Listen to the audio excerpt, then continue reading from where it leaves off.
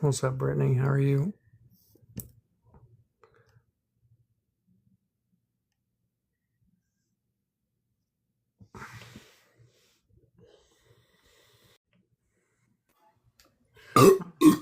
Oh, excuse me. Good Christmas. Well, that was pretty weird.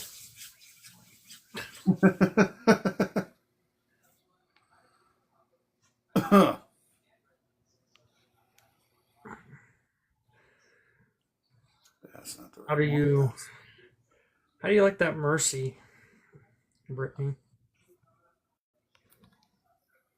There we go.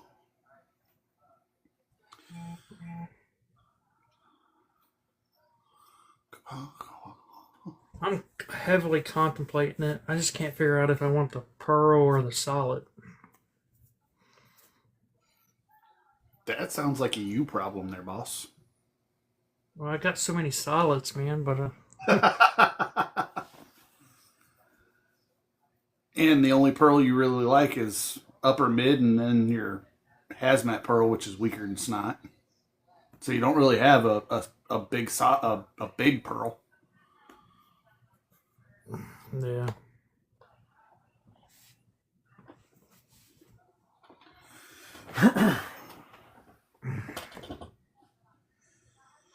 Oh, goodness gracious.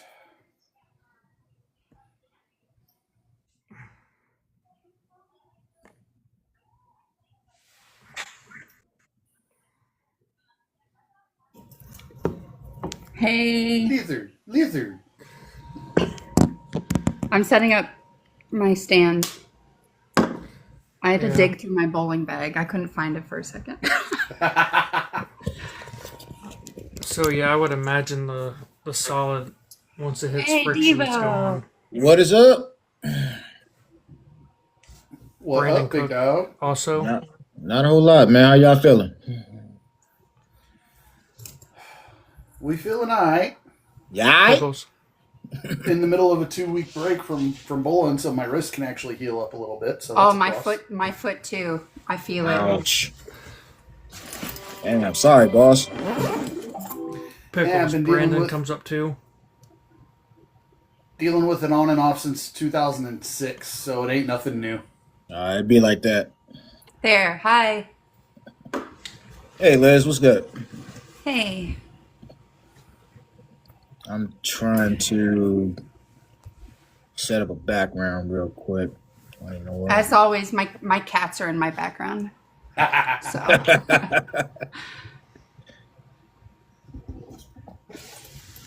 But yeah, it's even gotten to the point now where even Chat GPT's like, homie, you might want to go get that wrist looked at. I'm like, shut up. Right. Brandon Cook comes up also. Yep.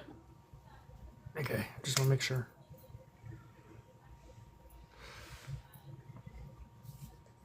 All right. I think this is everybody. Ooh, that smooth face didn't last very long. Pickles has already got a 5 o'clock shadow rolling. What's going on here? Yeah, that tripped me out, man. what the hell? We're good. Pickles, Okay. we can't hear you, dude. It ain't a show without pickle problems. that's what she said. All right. What's up, everybody? Can you guys hear me? What What's up, up, brother? Brandon? I'm clear. Awesome. Yeah. There's all my motive stuff. Look at that. Yes, sir. Can you hear me now? Yes. Yeah. Yeah. Yay! Which Loud is and crazy clear. because this was the mic that was on the charger and this one wasn't. So tell me how that works. Hey, it'd be like that. Yeah. But yeah, what I was saying is my wife didn't even notice that I shaved. That's Well, hilarious. that's just the clues to not do it Johnny again. P. Yeah. That's actually pretty funny. She walked in and she was like, and I'm like, no, nothing. And she's like, what? And I was like, nothing. No. I mean, My husband shaved 2 weeks ago, and I was like, oh. I was like, don't ever, Man. ever say that I don't notice when you get your hair cut ever again. I'm just saying, man. Never. Your beard kind of camouflage your color, skin color, man. So I mean, it could have been that. You feel me? It could have been that. Yeah, it's just gray. But no, that's the funny part. Like, if I ever did it would be like those reveals on TikTok where they shave their beard after like decades, and the wife's like, "Don't ever do that again." Or it like traumatizes the children. Oh yeah. Yes. I did that one time when I was with my ex, and her daughter, who I was raising at the time, she had never seen me without. I did the double whammy. I chopped my hair off short and shaved the facial hair. Oh no! Yeah. Oh, wow. Evil move. Evil, terrible move. I felt bad afterwards. She just burst into tears. I was like, I feel horrible. You know, it's kind of funny you say that because, like, you know, everyone's like, so I've been, like I said, when I was in the military, right? I always had it like nice and short, and then like no facial hair at all. Now I'm retired. Now my hair's all grown, and like now I got my goatee. I don't know if I want to stick with this because this thing's all nappy. So, so I might end up getting a cut probably this weekend. And I mean, I'm cool. I mean, it's okay and everything like that, but it's like I don't like that. It's just I'm keeping the goatee though. I ain't shaving that shit off. Also, I look Yeah, like the I'm only- in my like 20s or late teens if I shave all my facial hair off, so it's not cool. It do. Yeah, I was going to say, the only thing I do is I mow down my undercut because when my hair's real short, it doesn't grow down, it grows Right. out. So I get the white boy fro Yeah. until I mow it back down. So Yeah, I can see that.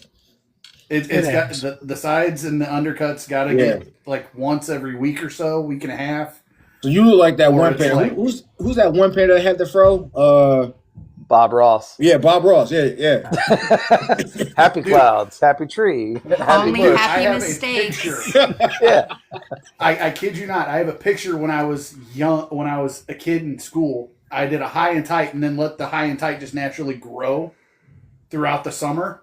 And then we took family pictures at the end of the summer. I have like a 4-inch crown fro Nice. from high and tight. I'm like, I gotta oh see my that. God. I got to see that someday. Oh, I'll dig it up. I'll send it to you once I find it. It's All on my right, mom's Facebook page. I know it is. Bet. But now it's to So, the point if I cut the entire hair off, we're just going bald, and yeah, my wife's not ready for that. Okay. Hey, I'm about that's to cut my understandable. hair. That's understandable. Sorry to hear that, Josh. So, Ohio's in the building. Do you guys all have good Christmases or whatever you guys celebrate? Yep. Yeah, it was great. Yep. Can't complain. I ain't like no complaints here. My husband and I, we went to bed at 3:30 in the morning after setting up for Christmas, and you know I have young children, and they come running in at 7 a.m. Oh, and we're like, let's get up, time to get up. Hit you with the Cat Williams. Time for some sorrow. And you're like, oh, great. pretty much. The thing that like catapulted me out of bed is I heard my 3-year-old starting to open the gifts, and I was like, okay, gotta get up. wasn't even his Enjoy gift. it now. It Before probably you know it, wasn't. Yeah. they all will be Oh, grown. I know. My oldest is 13, so Well, my So- youngest is 18, so it's quick. I was say my I oldest know. is 17. My youngest will turn 16 in April. Yeah, he just turned 17 about a month ago, didn't he? Yeah. Earlier this month, he turned 17 on the 5th. Yeah, I thought so. I know I saw something on that. That dude is a carbon copy of me. I looked Yeah. just like Great that at catch. his age. Like, identical. So, Liz, Devo, Brandon, we all 3-4 got to meet up and go bowl somewhere Oh, central. yeah, for sure. Yeah. absolutely. Always I down. mean, You always And know you I'm gotta down, give- bitch. And Devo give and me I at are pretty least- close, I think. Yeah, I I think was so. gonna call. I was gonna hit you up at one point because I remember we talked some time ago about doing some tournaments together, at least some doubles or at least being on a team. But even just going down to AMF because I think that's where we would be more common at. at some point. Yeah, we got to get together at some point. Toby, you're in Cincinnati area, right? Yeah. Yeah. So I'm in Dayton. Where you guys at? Cleveland. Cleveland. Okay. That AMF center So we went Columbus, to- right in the middle. Yeah. Facts. That Totally do something like that. that AMF center we went to, they ran it pretty good. The lanes were pretty nice. I mean, I wouldn't mind going back there. Yeah. Listen, I'm always good to bowl at an AMF because I got 2 free games a week. Yeah. I don't think we have any I- AMF centers in the Dayton area. I can tell you some good lanes to go to in Columbus because I used to live in Columbus. So yeah, Yeah, I think the one that I me went to the good Towers a place. month or 2 ago. I didn't bowl. I went up there to meet somebody and pick up some bowling balls. And I was like, yeah. man, I forgot how love cool the the Palace Palace. is. Place is cool. yeah, love the Palace Palace. is good. I used to bowl there.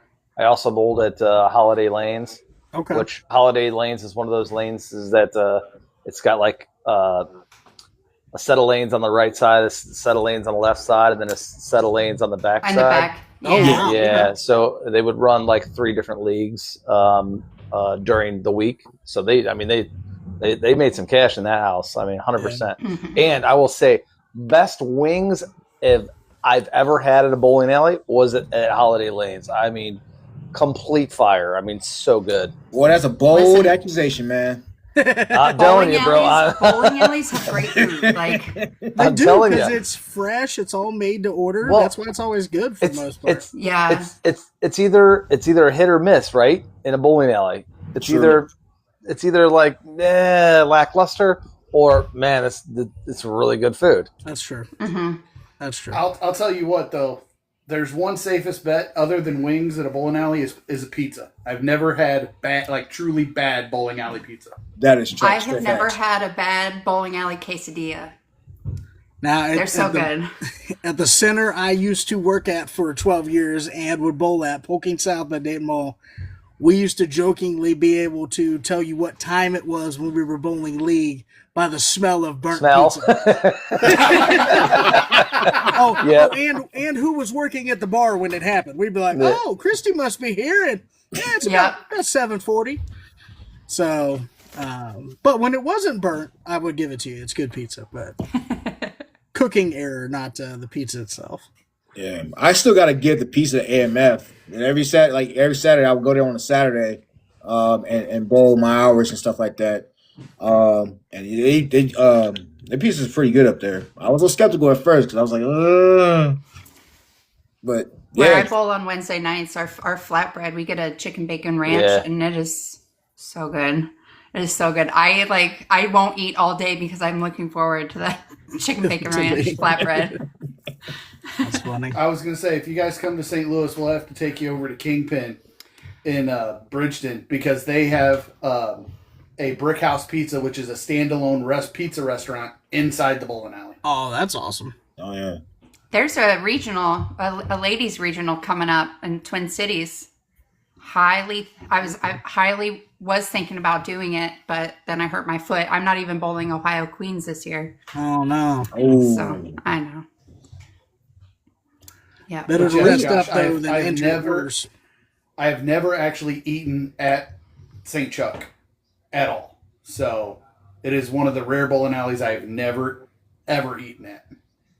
there's a national. I think there's a national martial arts tournament for our organization in March. That's actually in St. Louis, I believe.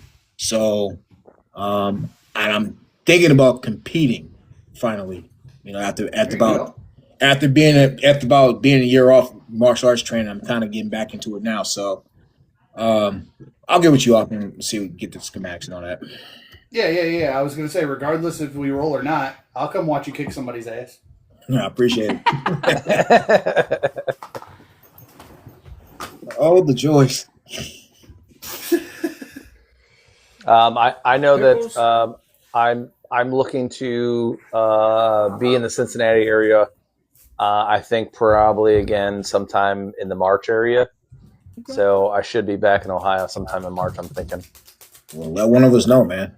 Oh yeah, absolutely. You all know. Hey, Revs. Absolutely. What the Oh, hell? well, Ribs. Did you guys hear that? I've Yeah, got a what's question going on over there? specifically for Brendan. Yes, sir. because I love what you do, finding old relic bowling balls and doing all your unboxing Thank stuff. Thank you. How did that start? So the way it started was I addiction? took no. it's turned into I'm the bowling version of Nicolas Cage from National Treasure. I'm not gonna lie, that's what's happening. All right. Yeah, That's cool. why you see what you see. But no, what happened was I stopped. I started bowling leagues when I was like 5. I bowled all the way up until I was like 26 or 7. I got a different job and I gave up bowling to help to be a dad to my ex's daughter. We were together for a few years. And I didn't mind giving up the sport to do that. I was fine doing that. That was, I was happy doing that. It was whatever. And then, that relationship ended and then I had some health issues. So fast forward, I hadn't bowled for about like 9 years, almost 10 years, something like that. And I got some of the health issues addressed, started losing some weight as I was getting those addressed. And then I was like, you know what? I miss bowling. I want to try it. And one of my family members was like, I think we're going to go bowl. You want to bowl? And I was like, you know what? I'm feeling decent. I got sleep apnea, having that treated, maybe feel like a different person. So I'm like, yeah, I have energy. Let's do it. So I go to my bowling bags that I have not touched in 9 or 10 years. And I open the first bag and it's like IQ 30 cracked. I'm Cracked. like, oh Yeah. my God, it's cracked. And then it's like both my virtual energies cracked. I'm like, Cracked. oh my God. So then I'm like, okay, don't look at that 3-ball bag anymore. Go to one of the other bags. Victory Road, cracked. All my ones that I had were like cracked for the most part, except for like 2 or 3 balls, and some were ones that didn't fit my hand. And I was like, man, this sucks. And I was like, my Victory Road is cracked in the bridge. It's serviceable enough to throw.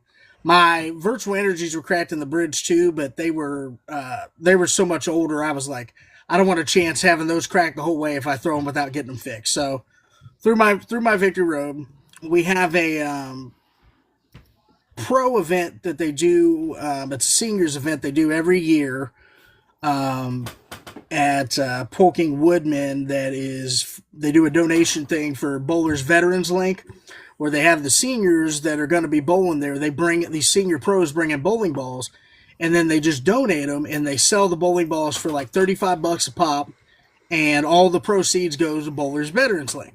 So I knew about that, and I was like, oh, this might be, this is a good way for me to get a ball for cheap, Right. So I go to that, and I go in there, and I'm looking for a ball, and then, I walk into a room with like 200 bowling balls sitting there that are used. And for me, I'm like, oh, kid at candy store, this is great. And I don't find any of my old balls yet, but I find a Victory Road. That's the first ball that I get of balls, like getting my equipment back. And I'm like, this is like an updated, or I find a Night Road. And I'm like, this is like an updated Victory Road. This would be cool. Throw the Night Road. Love it. Well, then I'm like,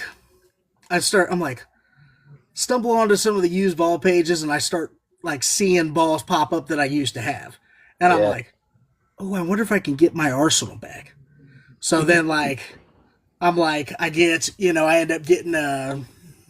IQ, and then it's like, I get a hold of a Frantic, which is one of my favorite balls ever. And now I have 2 Frantics, which is cool.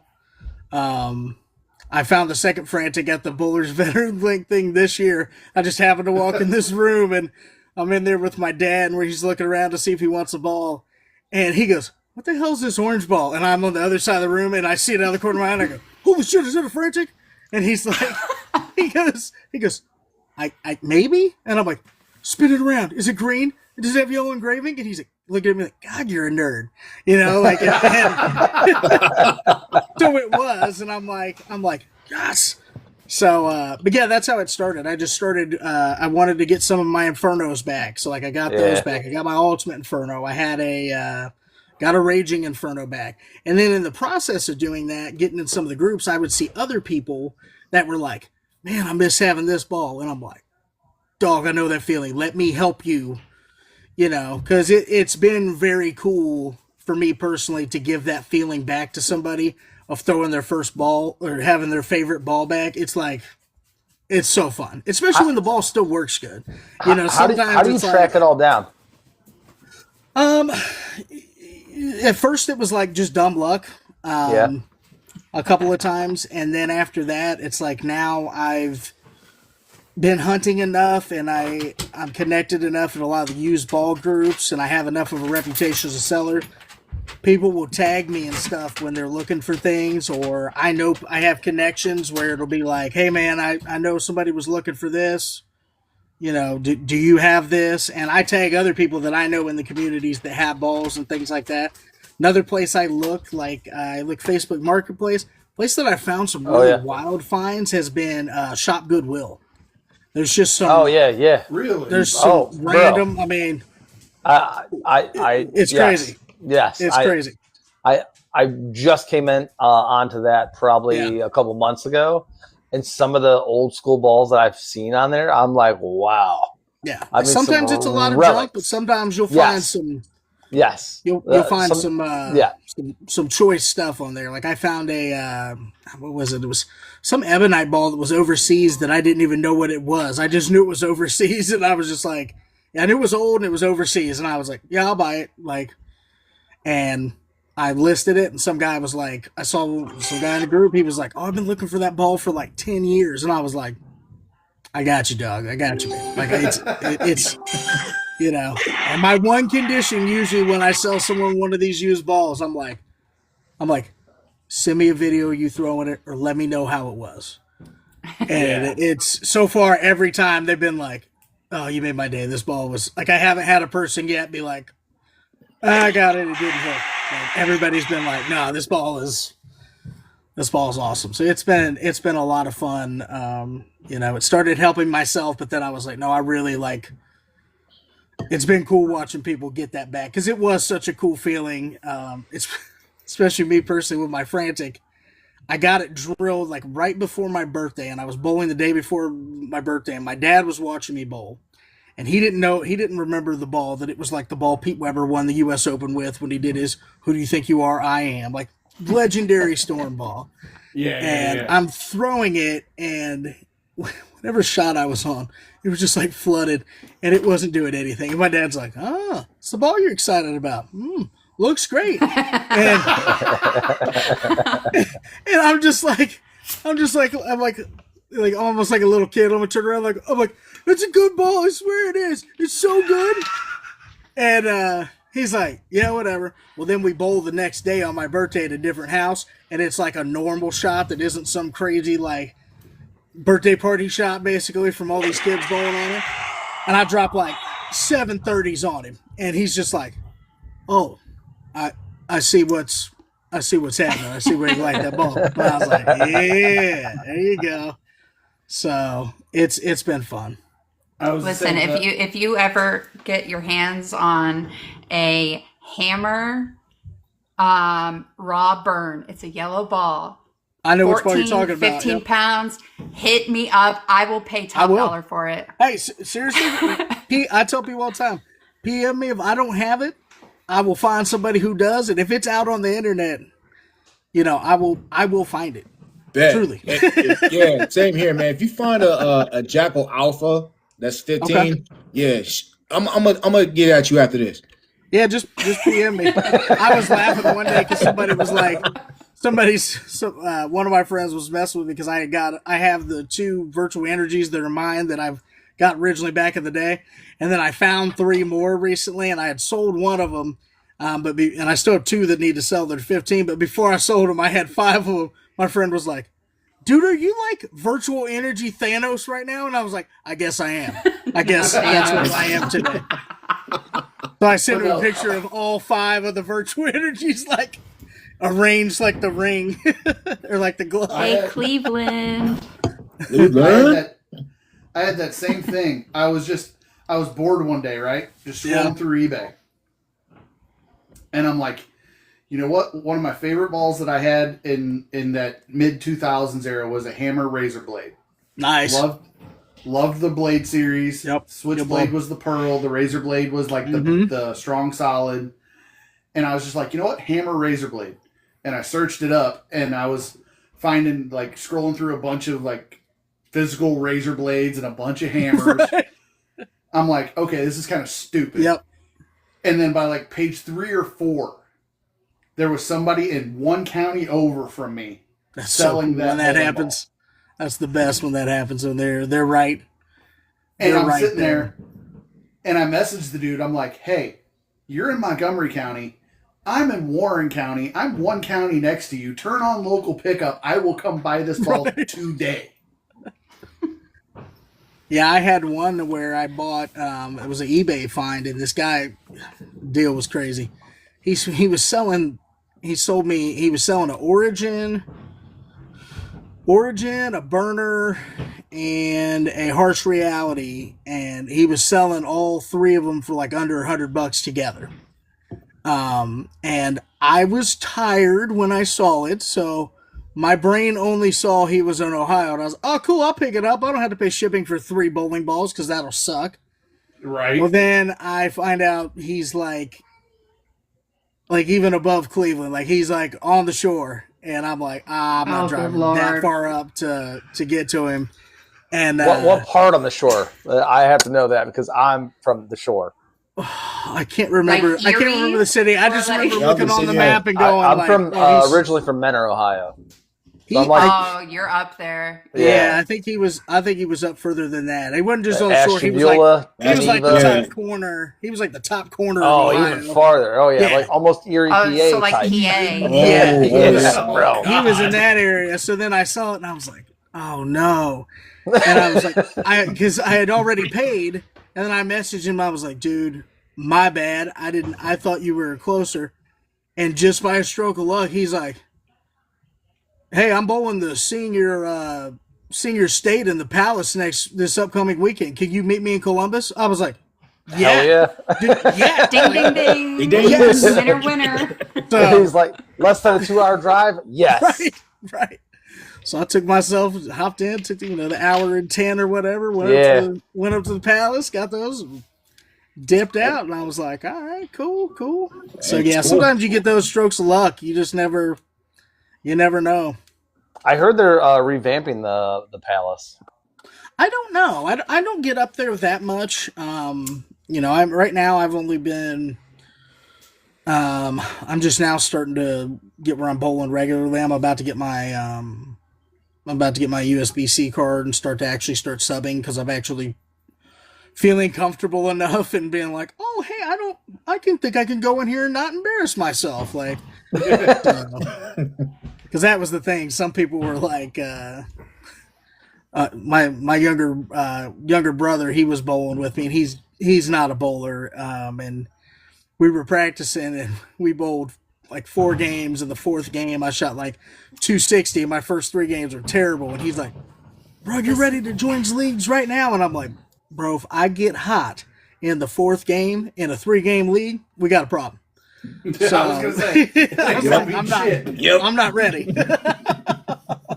So, but I'm finally getting there. So it's been nice to kind of.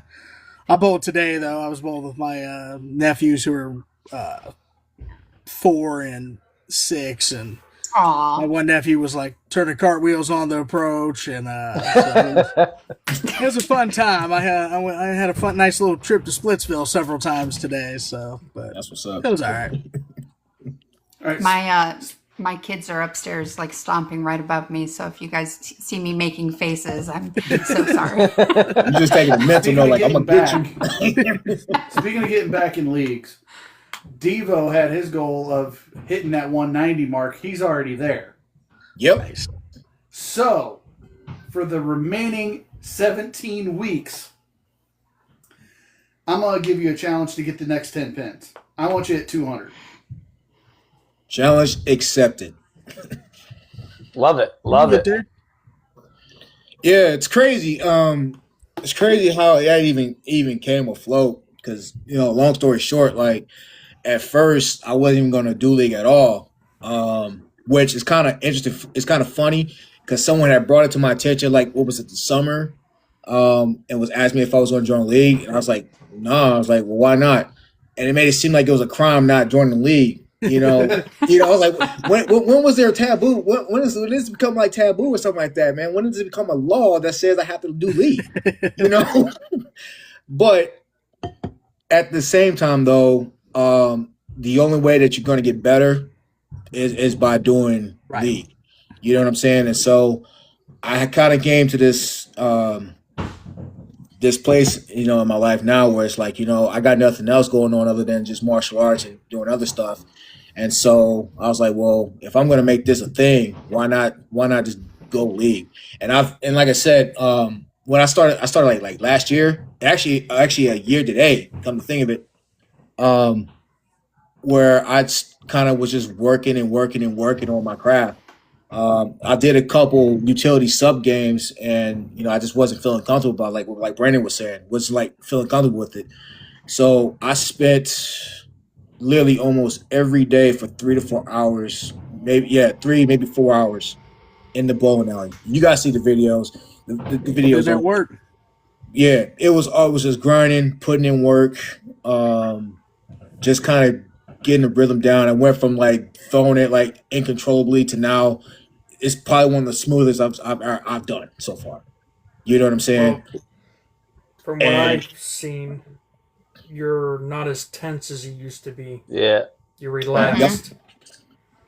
Just relaxed and chilling. And, I'm not getting frustrated. And, of course, like, now it's like doing these leagues. It's like, okay, now the thing is like, okay, where do we go from here? So I really started kind of just not really focusing on the score, but focusing on the technique, the frames, frame by frame. And here we are. I mean, one thing that I know that I've been talking to a lot of different people about, because a lot of people are definitely trying to overthrow their shots. Mm-hmm. I'm like, dude, just let the ball do the work. Don't be forcing a shot. Just be consistent with your shot throws. I mean, if you're not trying to hoof a ball, you're going to be a lot more consistent. If you're letting the ball do the work, it's going to help you a lot more than what a lot of people think. Oh, I need to like really rev the ball. I need to like get more speed. You don't necessarily need to do that. You just need to let the ball do the work. I think that was my biggest takeaway through all that too, was one, just having more control of the ball, but also learning to maintain fundamental mechanics. You know what I'm saying? And just learning like where the rhythm is, like what's your step count, what's your breathing rhythm, what are you doing? And so like for me, I used to do 5, like the 5-step like normal folks do. I stepped that, went down to step down, and went down to 4 because even numbers always for some reason always works for me. And so I get to that first step, my hand goes out, second step is there, third step, fourth step, boom, there it is. And 9 times out of 10 it hits the pocket. So that 200, I got you, man. All right, man. You know how we're gonna get there, right? Oh yeah, we're gonna work. We're gonna pick more 7 pins. This is what we're gonna do. Oh yeah, those bowling pins, boy. I swear. It's the lefties. Yeah. It's the lefties talking. That's how how the bowling whammies came to be. Bro, I'll take a 7-pin all day long. I'll take the 10-pin all day long. The 7-pin, exactly.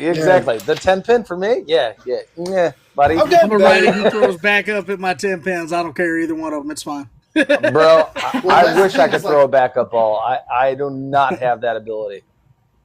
Right now, like ordinarily when I'm shooting at my 10 pins, it's just nice controlled, let the ball roll, it goes over my mark, and I know I hit it. Right now, I got the yips doing that. If I try to smooth roll it towards the corner, I'm going to miss by 5-10 boards. Yeah. So right now, oddly enough, the only way I've been able to pick 7 pins right now is to blindly pick a spot and throw it as hard as humanly possible. No, I get what you're saying. I'm tracking 22, 23 miles an hour at the pin deck throwing at my 7-pin. Good Lord. Yeah. I get what you're saying too, man. Because every time, like, I'll hit it for the most part. I've gotten better at it. Like I tried using that spare ball, and I was like, man, this spare ball can kick rocks because it's not doing it for me. Like, Do you miss it? Do you notice? Do you miss it to the left or to the right? it's more to the left. Okay. So that's the whole reason why I didn't want to use a spare ball no more. So now the main ball that I use now is like my Black Venom because that's of all the balls I have. That's one of the smoothest balls I can use. It's like a pocket killer. So it'll hit that pocket every time. But there are times where like I'll throw it. It looks good. I think I'm gonna get it, and then at the last minute it does the swerve, and I'll be like, yo. What you may want to try to track down, and I just got one not that long ago. That was a ball I had been looking for. I have a Hammer Taboo spare. If you track down I remember that one ball. of the Black Widow spares, because the nice part about those, if you're with a plastic ball, if you're missing them off to the side, that gas mask cord just gives them just enough oomph to stay where they need to be. Yeah. But I think I also, have one the of those in lanes my are basement. torched. You can use it like a strike ball, and unlike a regular plastic ball, it actually carries. Like it's awesome. I'm That's why my that. spare ball is a radical spy. He knows what's up. Mine Same is deal. just a T-zone. Yeah, I think I've that got a plastic ball with the radical incognito cord in it. Yeah, that spare ball can kick rocks, man. Because I'm not the type to just like it. Like That's it. Or Yeah. like he's got the newest Widow spare, the Visible one. Yep. Yeah. You can have this one, Devo. Hey, there you It's go, got man. a thumb. It's got a thumb hole in it. oh, bet. All right, bet. Yeah, hold that. We solving problems I right would say now. all we're gonna have to do is spray paint it black and put a Cobra on it. Yeah, hold that for me, man. I'll stick with my Spray painted black. McCracken for right now. We're gonna put the old school Venom Shock Cobra on it, but leave the lettering off of it. All right, that'll work. I don't care what he does with it after he has it. I mean, that ball will hook too. Yeah. It's got a slight little hook to it. Well, I got a fast hand. I'll be all right. But it's just one of those like where it looks good and it pisses me off too because like it looks good, you think you got it, and then at the last second it swerves. And even if it does hit the pin, it does the little wobble. I'm like, yeah, just go down, man. Like, Wobble, baby. yeah. No, see when that happens, the only thing I hear in my head is, "Let me see you wiggle, wiggle, wiggle, wiggle."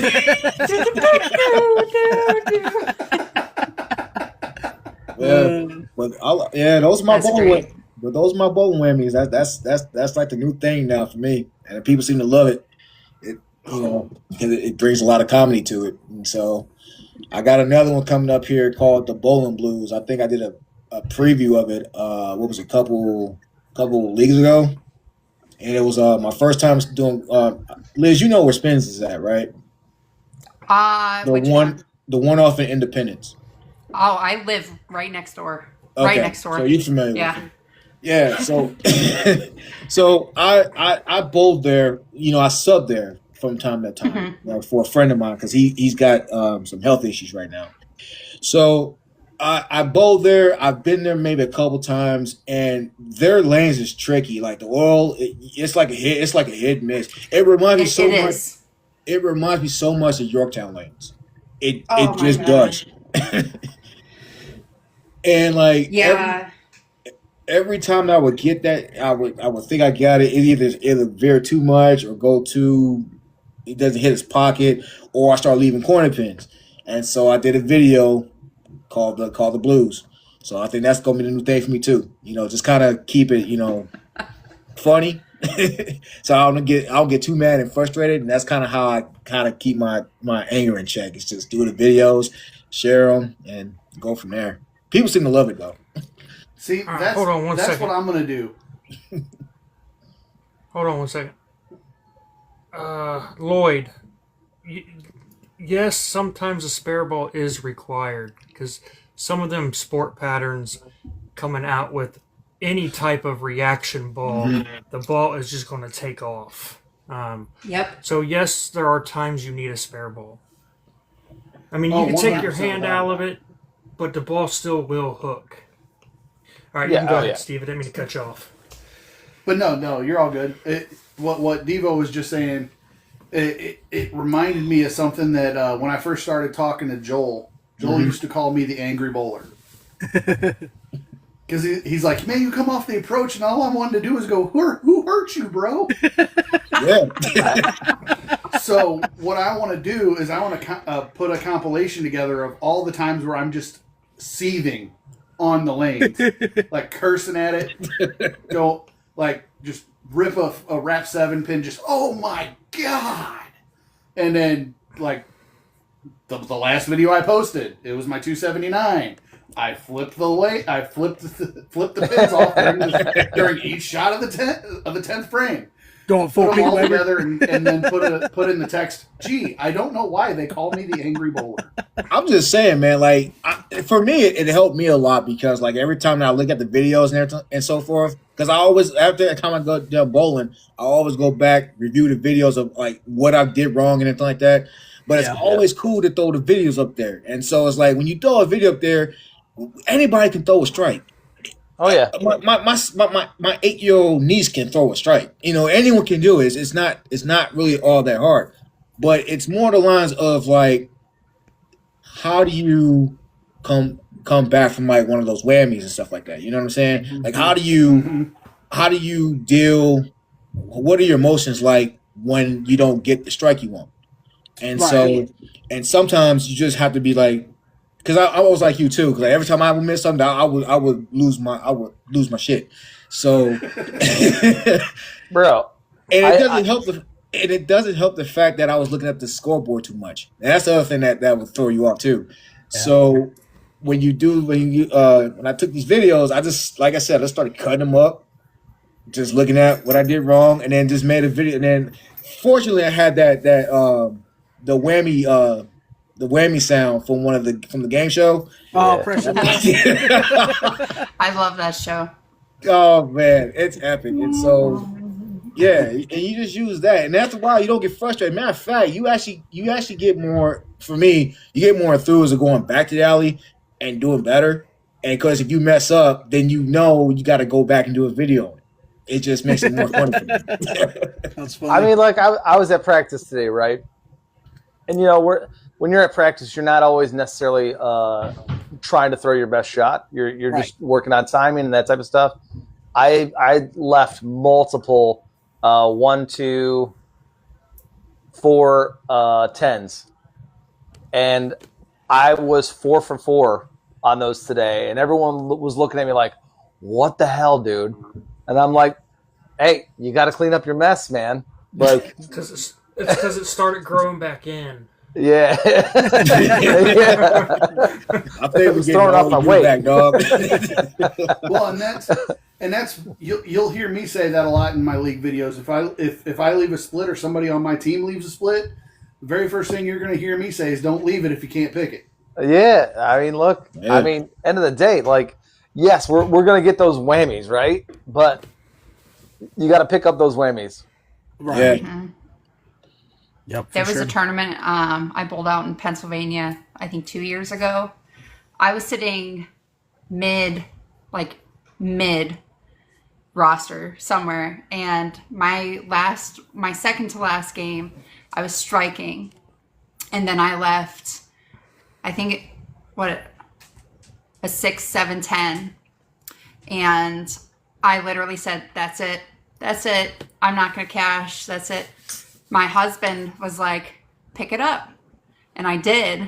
And I ended up cashing. Nice. And I had a huge next game too. I think I went like 260 something the next game. But it was just like, sometimes you got to pick them up. You don't have another choice. Yeah. So. Oh, and when I threw that 6-game 9-pin, I split in the 8th frame of the 6th game. And I'm like, all right, it's do or die. We've got to pick this. And we wound up picking it. And it unfortunately still wasn't good enough because I crapped the bed in game 1 with a 203 and finished 1 spot out of cash. But oh, good Lord. it was just one of those scenarios where you're like, all right, well, it's do or die. We're going to figure out if we're going to do it or if we're going to die. Yep. You don't find out until you do it. So Right. I hear you. And I will tell you guys a story. One of the funniest things when Liz was in one of my lives, she was at work. She couldn't watch it, but she had her headphones on. And it was one of the night from hell. Me and you talked about it. And I come back to my screen, and Liz goes, "Well, I can't watch you. I only have my headphones on, but from the sound of it, it's not going very well." yep.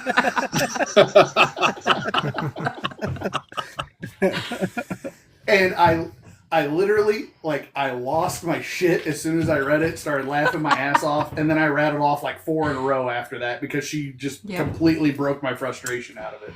Sometimes you need that. Yeah, Funny teammates are a buzz. Funny people give you. I think it. I've always tried to crack jokes when I bowl for that reason because it's like. Also, it's not. It's It's. If I'm having fun, I also find if I'm having fun, and not just me, but in general, I feel like if people are having fun, they're bowling better. They just do. That's one thing. That's one thing I've learned in league since I started. I've been very fortunate to be around some good folks. Like my homie of mine that I grew up with since we were kids. We bowled together in Tuesday's league with his crew, and then on Thursday's league, I got my best friend's brother-in-law and his guys. And we bowled there. We always cracking jokes all the time. This is fun. But I will. What is happening? I'm sorry. I got to mute. Your kids are being terrible. They're up there WWE each other. Someone just got suplexed off the top. Yeah, man. Elbow. I'll say somebody hit the Macho Man elbow off the bunk bed. Yeah. Ooh, yeah. I will.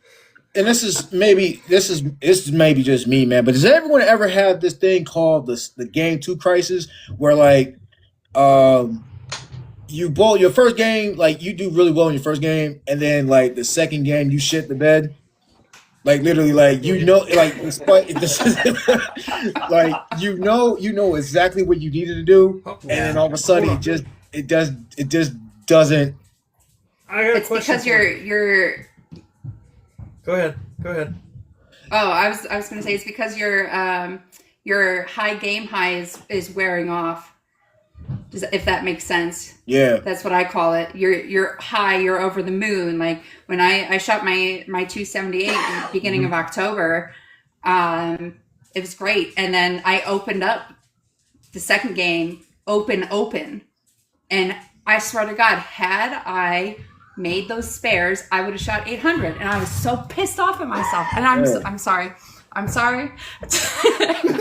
But she said the P word. Oh, no. Oh boy. Devo, can I ask you a question? Do you Yes, sir. switch to a different ball right off the rip in your second game? No, I've learned that lesson the hard way. I'll switch it probably half the second game, depending on how it goes. And 9 times out of 10, I usually stick with that one ball. That's my ghost, my Jackal ghost, because that one. Okay, then. Go ahead. Keep going. No, you go finish. Yeah, I'll use the Jackal or the Ghost on one lane, and I'll use the ASX on the other. And then usually the backup ball will probably end up being my Jackal Onyx. But I won't like the second part of it. Once it gets to a certain point, and I didn't know it at first, but now I know. When something gets burnt up, I'll switch the ball real fast, and I'll just stick with that. What I've been doing is because, she mentioned, you kind of get that little boost of confidence, and you're over oh yeah, I got this. This is cakewalk, and then you go into game 2. I move one board left to get my focus back into the game. Okay. You see what I'm saying? And that way, because I'm not confident in that area, so I have to bring that high back down a little bit and get back into the focus of it. That's how I've been combating it. Hayden, that dude, he bowls a 289. His second game's a 126 every time. Look, I think we've all felt that, right? It's how you transition from that, right? Right. Yeah, I think it's reading the transition. I struggled with that a lot more when I was younger. Yeah. And then sometimes when as I started averaging, once I started averaging in the 200s, I really started paying attention and really trying to be honest with myself. Like, Mhm. did you have 10 in a row because you threw it great, or did you have 10 in a row because they happened to fall? Because Yeah. sometimes they happen to fall. Like I was hair away from Split City the whole time, but not paying attention to it because I was, again, back to watching the score too much. I used to do that a lot when I was a teenager. I used to watch the score way too much. But then when I got older, it was like, some people, and I would have people that were less experienced go, well, why did you change balls there? You had an 8-bagger. I was like, well, because I saw that the 6th shot was high flush, and then I saw that the 7th shot was even higher flush, and then I moved again and I saw the 8th strike should have been a stone 9.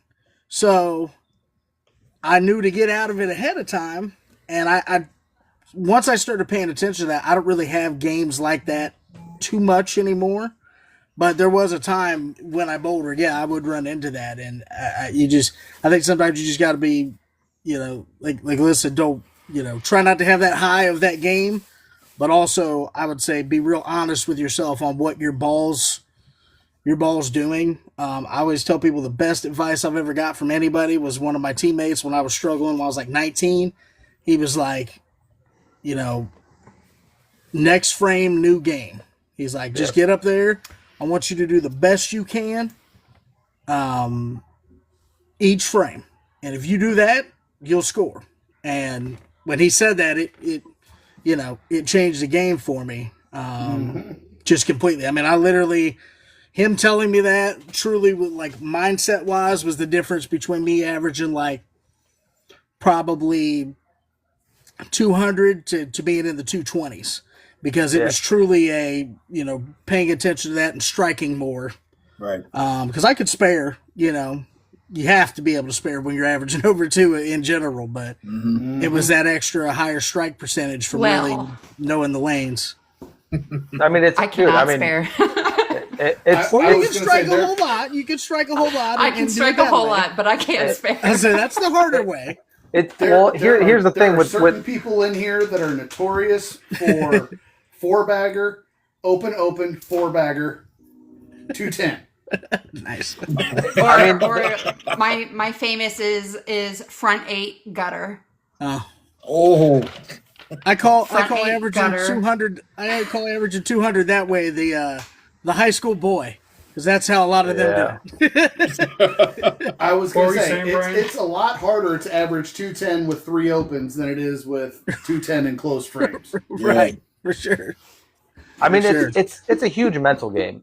Anyone that doesn't think that it's not a mental game, if you walk up onto the approach after you left a bad shot and you already basically said, "Oh, I'm not going to make this," you're 75% chance that you're not going to make that shot. Right. So there are ladies on my league that I'm like, even though I don't like half of them, I still tell them, I'm like, you tell yourself you're going to make it. Right. And they're like, no, I'm not a bowler like you. I'm not great like you. I'm like, you don't have to be great to pick up a pin. You throw the ball. You have to believe in yourself. So, I mean, when we all started bowling, right? We weren't all expecting to get a strike every throw, right? right. But we were picking up spares left and right, and that's what got us into the sport. Yep. So that's what gave us the confidence of, I can actually do this. I can pick up spares. But then the more advanced you get and the more you expect to get those strikes, the more you get down on yourself that you didn't get the strike. And then you become like, another 10 pin or another 7 pin. Right? And then you're already frustrated before you even are throwing that shot. So literally just it's talking yourself back down off the cliff and then throw the spare shot. Lots even of if you cliffs, man. Yeah. But even if you don't make that, right? You next shot. You don't go in like, oh man, I just totally ruined this game. Just say next shot. Yep. Like I think that was my biggest issue. Clear. Like, yeah, I think that was my biggest issue for the longest time too. Like, because every time I would get I like know where you're going, Liz. I get a good number here, and then like second game is like, what happened? What's going on here?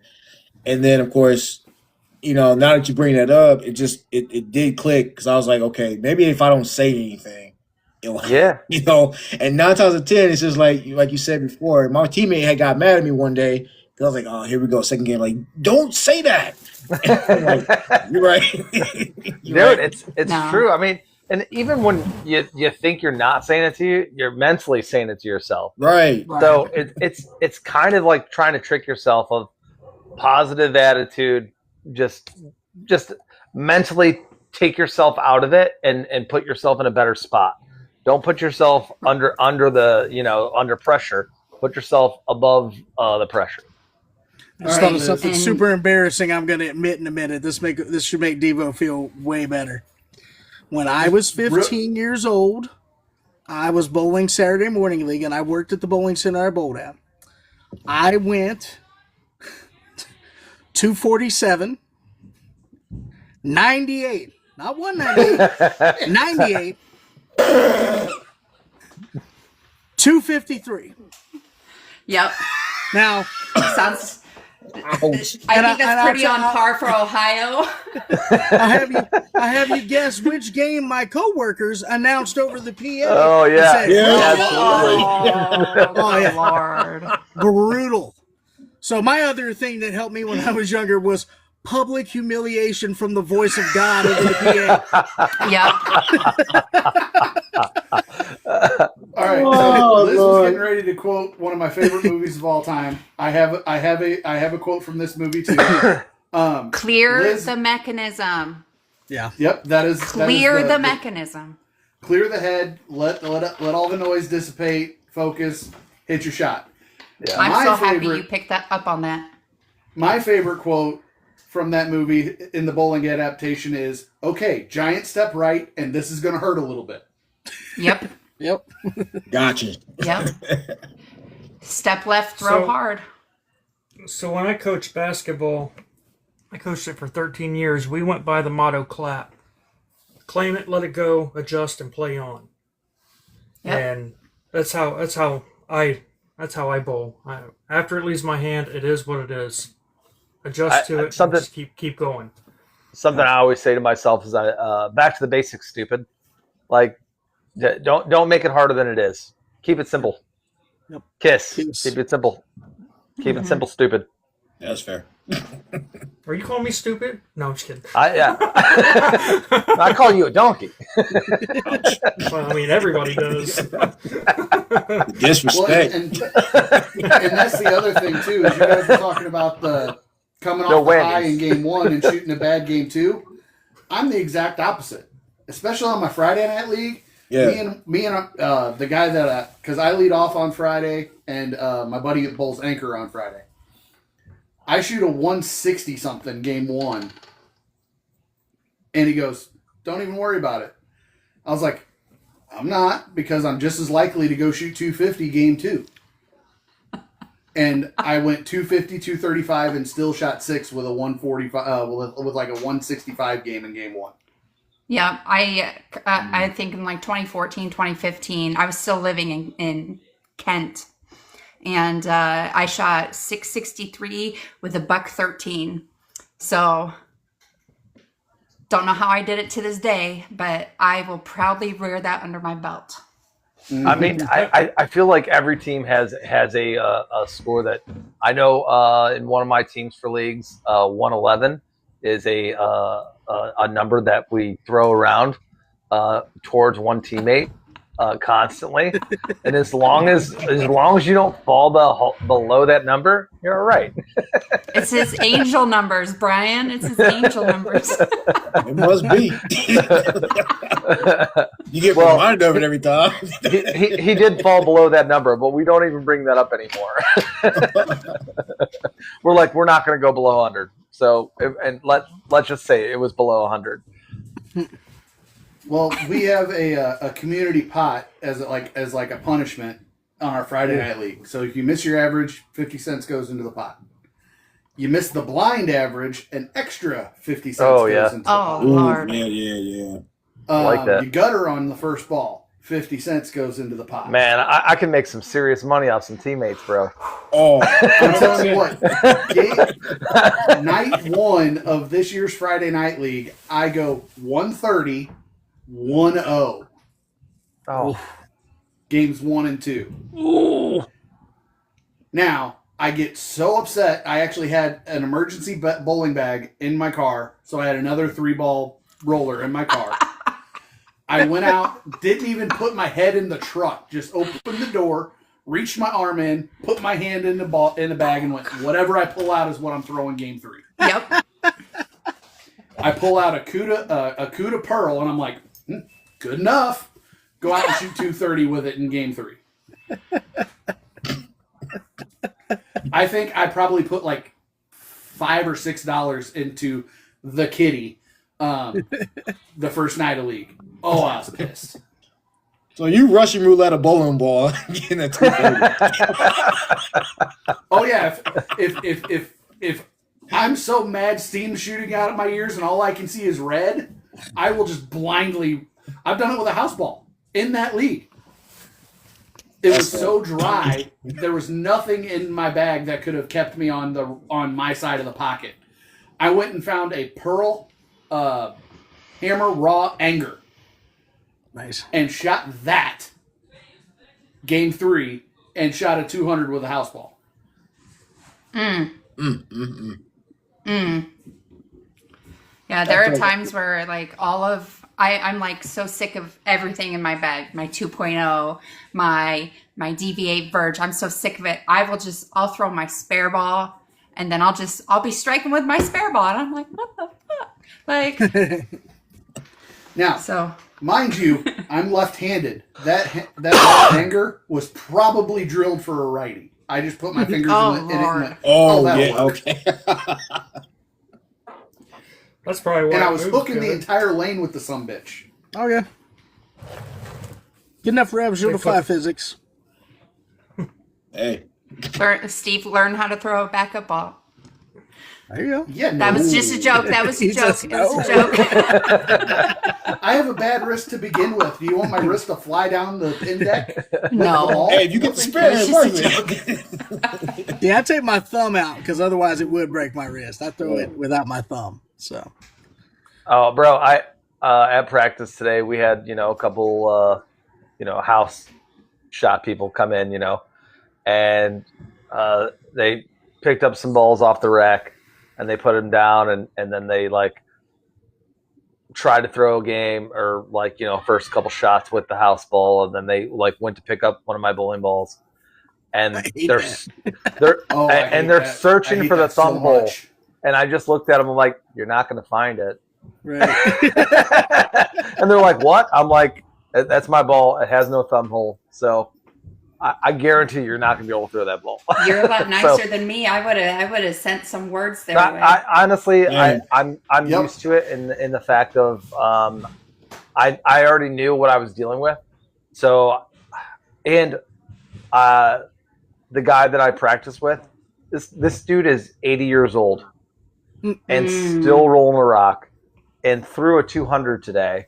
Nice. Oh, great. And That's awesome. I'm like, dude, whenever I'm practicing with him, I am so and honestly, the reason I practice with him is that even if I'm not throwing my best, I'm not there to look at the score.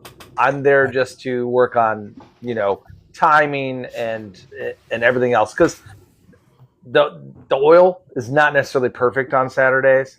Right. Especially depending on what lane we might get. But I mean, I'm typically on a lane that might have a little bit more oil than others. But I also know, if they're going to get busy, I know they're going to put people next to me. They'll try not to, of course, because they know, we're league bowlers and stuff like that. So Right. they're not going to try to do that. But when you see it, you just know that, you're prepared for it. So I kind of laugh at it now. And honestly, I take it as an opportunity of if someone's going to walk in front of me, it happens in leagues as well. which is sad to say, but it does happen in leagues. So if I let it get to me while I'm practicing and I really don't care, I'm not going to be able to let it go during leagues. So I just step back, take my time, recognize the situation. Because even in leagues, you know who's going to do it to you. Mm-hmm. Do you guys have people that do that to you? Oh yeah. When I was bowling leagues, didn't too much in adult leagues. I had a guy when I was in youth league that would kind of walk in front of people and then kind of like flex on them like that. And I watched him do it to like a bunch of other people, and I just acted like a crazy person one time. I just walked it through very calmly. When I was 16, I got about this close to him, and I was like, "If you walk in front of me ever again, I'm going to hit you in the face with this proactive zone. Do you understand me?" And he never walked in front of me or anyone else the rest of the time we bowled Saturday morning league. Now, was I really going to hit him? That's for him to, wonder about for the rest of his life. But it got him to stop, because all jokes aside, the reality is, and I've had to tell people I've had to tell parents before when I've been practicing, it's not as much now because I don't throw it as hard, but I mean, when I was in my 20s, my first ball average speed was like, I was kind of like McCune is like, my average first ball speed was like 22 miles per hour. I was ripping them, and I would tell some of these parents, I'd be like, look, I'm not even trying to be funny. If your kid gets in front of this or behind this and takes this 16-pound ball at the speed I'm ripping it, at minimum it's cracked skull. Yeah. Yep. I mean, and I don't want that. You don't want that. So just please don't put anyone in that spot, because people can seriously get hurt. Right. Yep. There's so much physics behind that too. Like, it's not just a 16-pound ball. That's a 300-pound weight. Right. Well, and on top of that, I mean, like for myself, I have a pretty long leg kick. So if someone's next to me on the left lane, especially if I'm right side of the ball return, my right leg is definitely across on that side. So if I have a kid that's running up there and running to the line, they're definitely going to get tripped. Yeah, my nephew wasn't listening today, and I looked at him. I stopped on the approach before I went. I said, "Buddy, you need to back up. Uncle B does not want to accidentally kick you in the head and send you 2 lanes over." And he was like, and I was like, "I'm serious. Like, I don't want you to be on the business end of a SST8 that I mean, at the end of the day, have a Velcro print on your face. You go to throw some axes, right? Where do they tell you to stay? Behind the line. One person in the cage, right? Yep. It's etiquette. It's knowledge. Like, honestly, I really feel like Allie should have a bowling etiquette booklet that they give to people, especially with leagues. I don't think open bowlers will ever, like, you might have a sign that gives general rules. That would probably be beneficial, but especially with leagues, I feel like there should be some type of booklet that they should give people and basically say, this is bowling etiquette. Learn it, love it, live it. Right. Sign it. If you do not follow these rules and someone complains that you're not following these rules, yeah, there might be some, either you get booted or, your scores don't count. Something should happen to the people that don't follow basic bowling etiquette. Right. Absolutely. Dude, in one league, I had a guy that would, on any strike, would walk out like 2 lanes across. Oh, bro. The stroller.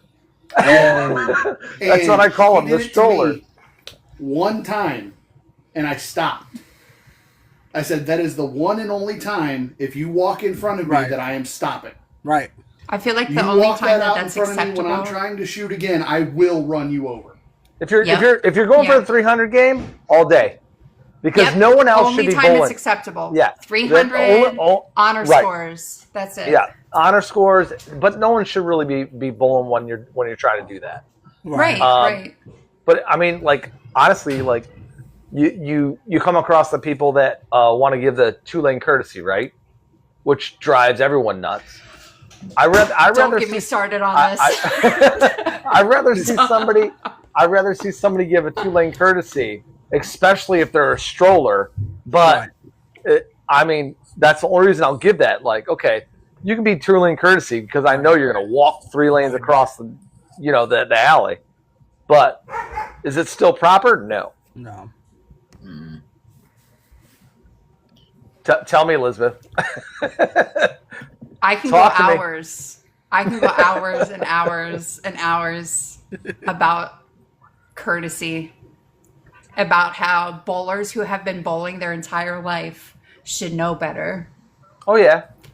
About how so many people, when you decide 2 lanes is when I decided 2 lanes was too much. I became the villain. I became the villain. And I'm on a handicap league. Yes, I have the second highest average in the league. And I feel like that immediately, like I came into the league like 3 or 4 years ago, maybe 3 years ago.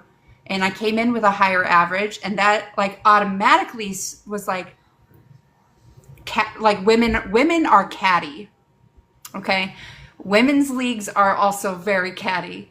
And immediately they were like not liking me because I had the higher average. I'm a sweetheart. I'm a very nice person. Don't wrong me though. Don't get me wrong. Don't do me wrong.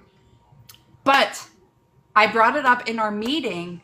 Why are we taking 2 lanes? Most of these people have 120 averages. Why are you taking 2 lanes? Right. And as soon as I brought that up, everybody will like, I'll walk up to the lane. I won't even have my puff ball in hand. They'll already be on the lane, and then they'll back off. And I'm like, just go. Like, thank God I'm on medication because I have anger issues. So Number one, if someone that's 2 lanes over is bothering you from bowling, you're not looking at your target. Number 2, if everyone gives 2-lane courtesy, you know how long a 5 or a 4-man team league would go? My league goes long enough as it is. I mean, we start like 6 o'clock. I'm not out till almost 9:30, 10 o'clock sometimes. For real. If everyone did 2-lane courtesy, we'd be there till almost midnight. Yeah. For real. We're a trio league on Wednesday nights, and sometimes we don't get out of there until 10 o'clock. Yeah, that's crazy. Okay, That's crazy. Yeah. I'm going to be the advocate. If people actually understood and knew the double jump method that they use in the PBA and the WPBA, it is actually the most efficient, it's productive, and quickest way to do it. And it keeps everyone in a group. And it's not that hard. Because I got somebody bowling on my left. I've got somebody bowling on my right. As soon as both of those people move, I can go. Right. Yep. It doesn't mean that they have to clear the entire approach. They just need to be out in front of me. It could be as simple as 1 step out in front of me, and I'm cleared to go. As soon as they start walking, then I'm stepping up on the approach and getting my setup. Yep. Because, look, I know I'm not the quickest to basically set my feet and then just start throwing. I know that I have a procedure that takes a little bit longer, and I know I have a lot of people always tell me, oh, bro, you take forever. And I'm like, that's why I'm on top of other people. Because as soon as they're in their approach, I'm setting up. I'm already there. I'm ready to go. But the easiest way to figure out if you're doing it right or not is if I'm on the left-hand lane of my pair and the person on the right-hand lane of my adjoining pair, and we're both on the approach, I don't need to be there. Right. And the thing, something else that drives me like absolutely insane is, why are you waiting on the lane instead of back off the approach for your ball to come back? Yeah. Like other people step need to go, especially approach when they're right next to you. And I just, Maybe I need to smoke before league or something. Like, No, Chase Dot just actually said the same thing. The people that stand basically next to the ball return, waiting for the ball to come back, and they don't step off the Yeah. approach. Yeah, I see it in my leagues as well. Drives me so crazy. But So and crazy. the sad part is like even sometimes when you tell them, it doesn't change it. And I know it's because they're older. And mind you, I'm 48 years old, so I feel bad for saying I know it's because they're older, because technically they should know better, right? Mm-hmm. They taught us of how to conduct ourselves, Right. but sometimes they just don't care. My biggest issue right now is people coming over to hang out with the table that you're going against and standing in your way so you can't watch the lanes. Yeah. That's annoying as shit, because I like to watch transition, and it's Right. easier to read other people's transition than your own. Yeah. Yep. And then just come over, chit chat. Oh, how's your weekend? Blah, blah, blah. Get out the way. Go back of the line. Or better yet, they go chit chat all the way down to their buddies on the other side of the freaking lane or freaking alley, you know, and then we're saying like, "Where you at, dude? You're turned up." Yes. They're not up yes. there, and then Oh, that's when you bro. go The to the front Wanderer desk. drives You me gotta nuts. embarrass them. Oh, You gotta go to the I- front desk and be like, "Bob, you're up to bowl." And Embarrass that's just them. a flight risk. It's no waiting on 21. There is currently no Okay, waiting man. on lane 21. I know that my Sunday league, I have one person that is a wanderer, and I have one person that is a person that looks at his phone the entire time and does not pay attention. He's not team oriented. And then when you're like, "Hey man, it's your turn, go," don't tell me when to go. Yep. Like, what, bro? You can't be both guys. You can't be the guy who's not paying attention. Yeah, man. Like, And don't tell me how to go, guy. I'm like, bro, And, like I've been on teams where like I would be stringing and we would have a great pace, front 7, front 8. yeah. And then the person right above me just sits and does nothing. And I'm like, "You need to go." And then I would go up, throw the ball, and it's just like the pace is gone. We call it being froze, getting froze. Yeah. I call it icing. Icing the kicker. Yep. Yeah, I call it. Yeah. I say it every time when I see another team start doing it. Like, especially if we won the first 2 games and they slow the pace up and they go and hang out at the bar for a while. I'm like, oh, they're just trying to ice us right now. They literally just trying to like freeze us up. Yeah. the one thing I've learned in league, and it happened on Tuesday's league, this dude really gets on my nerves, and I can't stand bowling next to these guys. But there's this one individual. I'm not even gonna say his name. We're just gonna say his name is Boris. All right. So, we gonna say his name is Boris. Yeah. Cool. So this dude Boris, right? He gets on the approach, right? Look, in the rule book, I know in the tournament you're timed, all right? I know in the tournaments there's a set time limit. I know in the league is not. But explain to me why it takes you 20, and I timed this guy too, 22 seconds. Dang. I kid you not. 22 seconds. Just from the time he got on the approach. And what cracked me up was like he's doing all these unnecessary movements, like he's doing all these little yoga breathing techniques. Like I'm like, what are you doing, dog? Like I think I know who you're talking about. I'm like, what That's are you funny. doing, dog? Just bowl. For real. I know all a guy that out here that does unnecessariness. And it'd be funny too, because every time he hits like a split or something like that, oh my god, I laugh so hard. I was like, you did all that. For what? For what? So there's a guy out here that does that, but he's got extreme OCD and he can only do things in threes. Oh no! So he grabs the ball, he twitches his arm 3 times, he'll move his yeah. foot 3 times, then he'll set his arm 3 times. So it takes him forever, but it's because he can't really control it because his Right. OCD Right. is so bad. Okay, I can roll with that. But the guy I'm talking about, man, that was like he's already a bona fide a-hole anyway. But nonetheless, though, man, it's like dog, like Listen, a lot of bowlers in Cleveland are.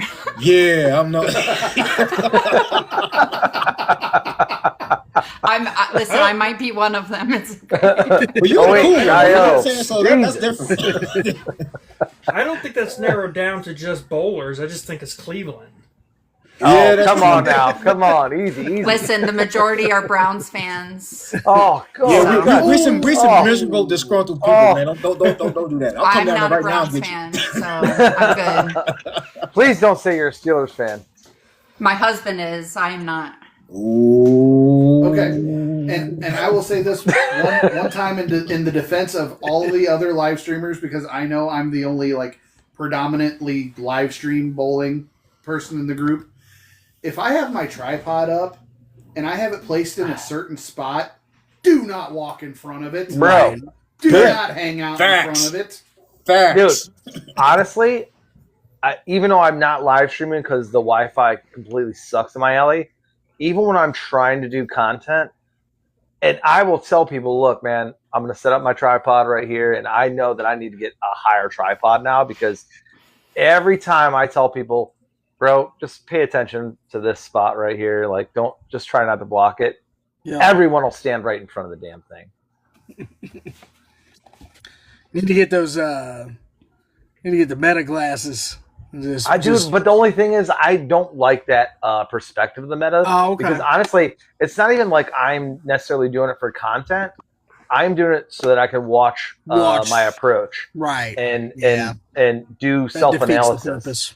Yeah, that makes so sense. meta glasses will never help that aspect. That's true. So I just need to get a stand tripod that is going to get higher than the people, and be able to avoid that situation because none of them listen. Not a You single. need to person. get a selfie stick tripod. Nope. That's Yeah. what I have. We are not sponsored by them, but this is the tripod I use. I love it to death. It is 6 foot tall. Go to Craft Geek on TikTok shop. Okay. Okay, send me that. Yeah, send me the link. Yeah, I because got you. I definitely See. need to get a different tripod for content. Pickle's gonna have to get a drone with a mini drone with a little GoPro on it. Just Bro, people in the way, as he's long, like, as "Oh, long as the yeah." drone is pickles, that'd be cool. Pickle propellers, Yeah. sold. We might Have as to well watch out for watch out Yeah. and make sure you don't hit a ceiling fan with it as you're trying to film. Like, what happened to his live stream? He got the ceiling fan with the drone. Chop chop. Yeah, He'll be back. right there. Yep. Pickles has been reduced. He's now a gherkin. But no, Liz, He's a that's little how I get flaccid that at the extremely moment. high angle on my Friday Night League. Is I'll Yeah. extend that tripod all the way up, and then I'll sit it on a freaking table. Yeah. I've seen it's some my literally videos. issue- just under the ceiling. My Yeah, only that's what I issue need to do. with mine is if it's top heavy, it'll tip over, and I don't want my phone to break. So Yeah, Oh, there's no, a my- guy my I leg- follow the that's leg- in legs on those California, things are Josh huge. Tajiri. He was getting some crazy high angles. I was like, dude, your cameraman standing on a table? What's happening? He was like, no, I got a tripod way up on the table. I was like, okay, that makes sense. Because he looked like somebody was filming him from a ladder. Like, it was wild. I do it in two different angles. If I'm not doing it, like it depends on the time too. So like because I usually get there around like 9:30 in the morning, where it's like the most quiet. Then I can actually do some content. Right. With it being just if it's anybody else, then I will angle it to where like you can just see me doing kind of like an overhead content or something like that. So it just depends on. I guess for me, it just depends on like the time of day. You know what I'm saying, and who's there. So I used to prop my phone in my shoe. Yes, I was going to say. yeah, I used to Yeah. do that too. One of my I've been friends there. told me to do that when you're trying to get the real low lay down and see like Yeah. see your footwork. I was like, I do that. So if you ever see one where it's down by my shoes, like it is sitting Yeah. in an Air Or Force something- One, it is putting. Yeah. Or something that's floor level to kind of give you that angle. I've used shoes. I've used tennis shoes I've before. propped it up against my bowling backpack. Mm-hmm. Dude, I mean, Put it in the pocket of your like the little pocket of your Yeah. backpack. Yeah. yeah. Oh yeah. I sometimes you got to do what you got to do, and honestly, sometimes some of the angles that you get from some of those are actually pretty good. Pretty good. Fantastic. Yeah. Like, Usually the best ones, chef's too. kiss, like Gordon Ramsay of bowling videos. Yeah, you're like, oh, I mean, at least I'm getting something, and then you look at it, and you're like, wow, this is actually a pretty good view. Yeah, that's funny. That's hilarious. But yeah, What- there was what are- one what night are at you- Bolero, I forgot my tripod, and I literally grabbed my spare ball because I have a spare ball bag, which is a 1-ball bag that attaches to that I Velcro around the handle of my bag. I took that out, sat it on the table, put my shoe on top of the spare ball bag, and then put my phone in the shoe. Yeah. Nice. Gotta do what you gotta do. I do. I got a So question for everybody. What made all of you guys start to want to do content and do like, and you guys that host this pod, what made you guys want to do this pod to help out other bowlers? Ooh, that's a good one. Cober? So, I'm in the beginning of bowling career. This is like our second year, and I personally wanted to get better. So Okay. I wanted to surround myself around people who have been bowling longer than me. So Pickles came up to Ohio to help his wife's family out, and he said, "Hey, won't you meet me up at the lanes?" So we went up there to the lanes and we started bowling, and that's where it really came together because we both kind of had to like niche to want to do it, but we also wanted to kind of curb the all bowlers are assholes or they're jerks or women aren't accepted in the men's leagues and men aren't accepted in the women's league. We wanted to bridge that gap, and that's what I decided to do. I've gotten away from making bowling content per se because not everybody around here is very respectful of a camera, and they do some wild things on the camera. So I try to stay away from it. Yeah. Right. Yeah. But If you Billy's going. I'm working on some new things in my game, so I've been taking little clips here and there, and once I get those perfected, I'm going to put a collage together Okay. and show, how did this come from here to here? You see what I'm saying? You guys can chime in now.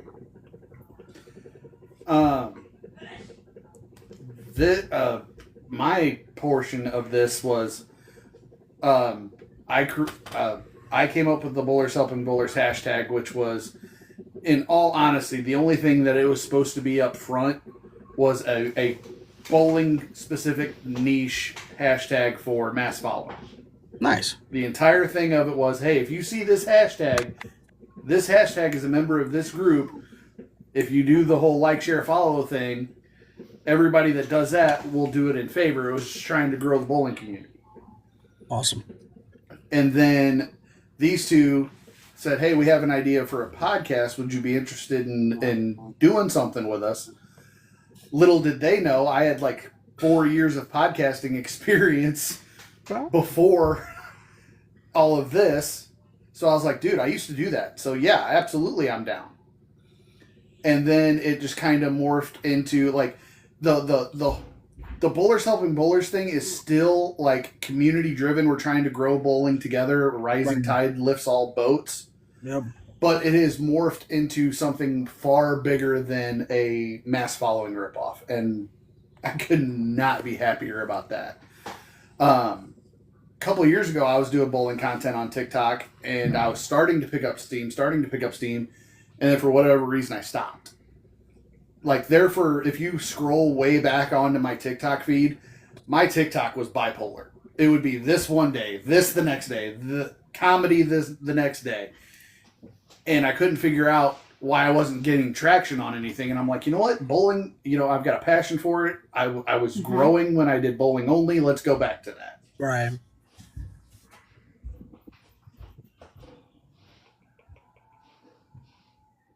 Can't hear you, I Brian. think you're muted, Brian. I was saying, the microphone died, pickle problems. Get the microphone out of your pickle ass. All right. There We're you just going to go. go old school. Can you hear me now? Yeah, we Oh, got we're you. raw dogging it. Oh, Jesus. Anyway, so for me, when I got on TikTok, I honestly didn't get on TikTok to necessarily post a lot of content.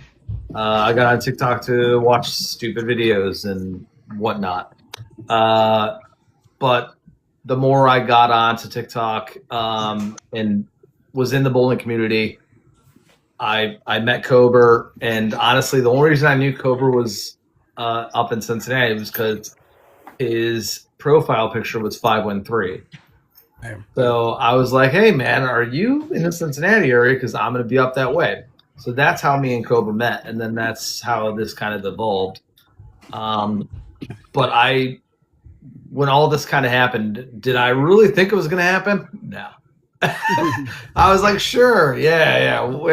But dude, within 2 weeks, we were up and running. By the time I flew home and landed, that was like I think it was the very first night I landed back here in Fort Lauderdale.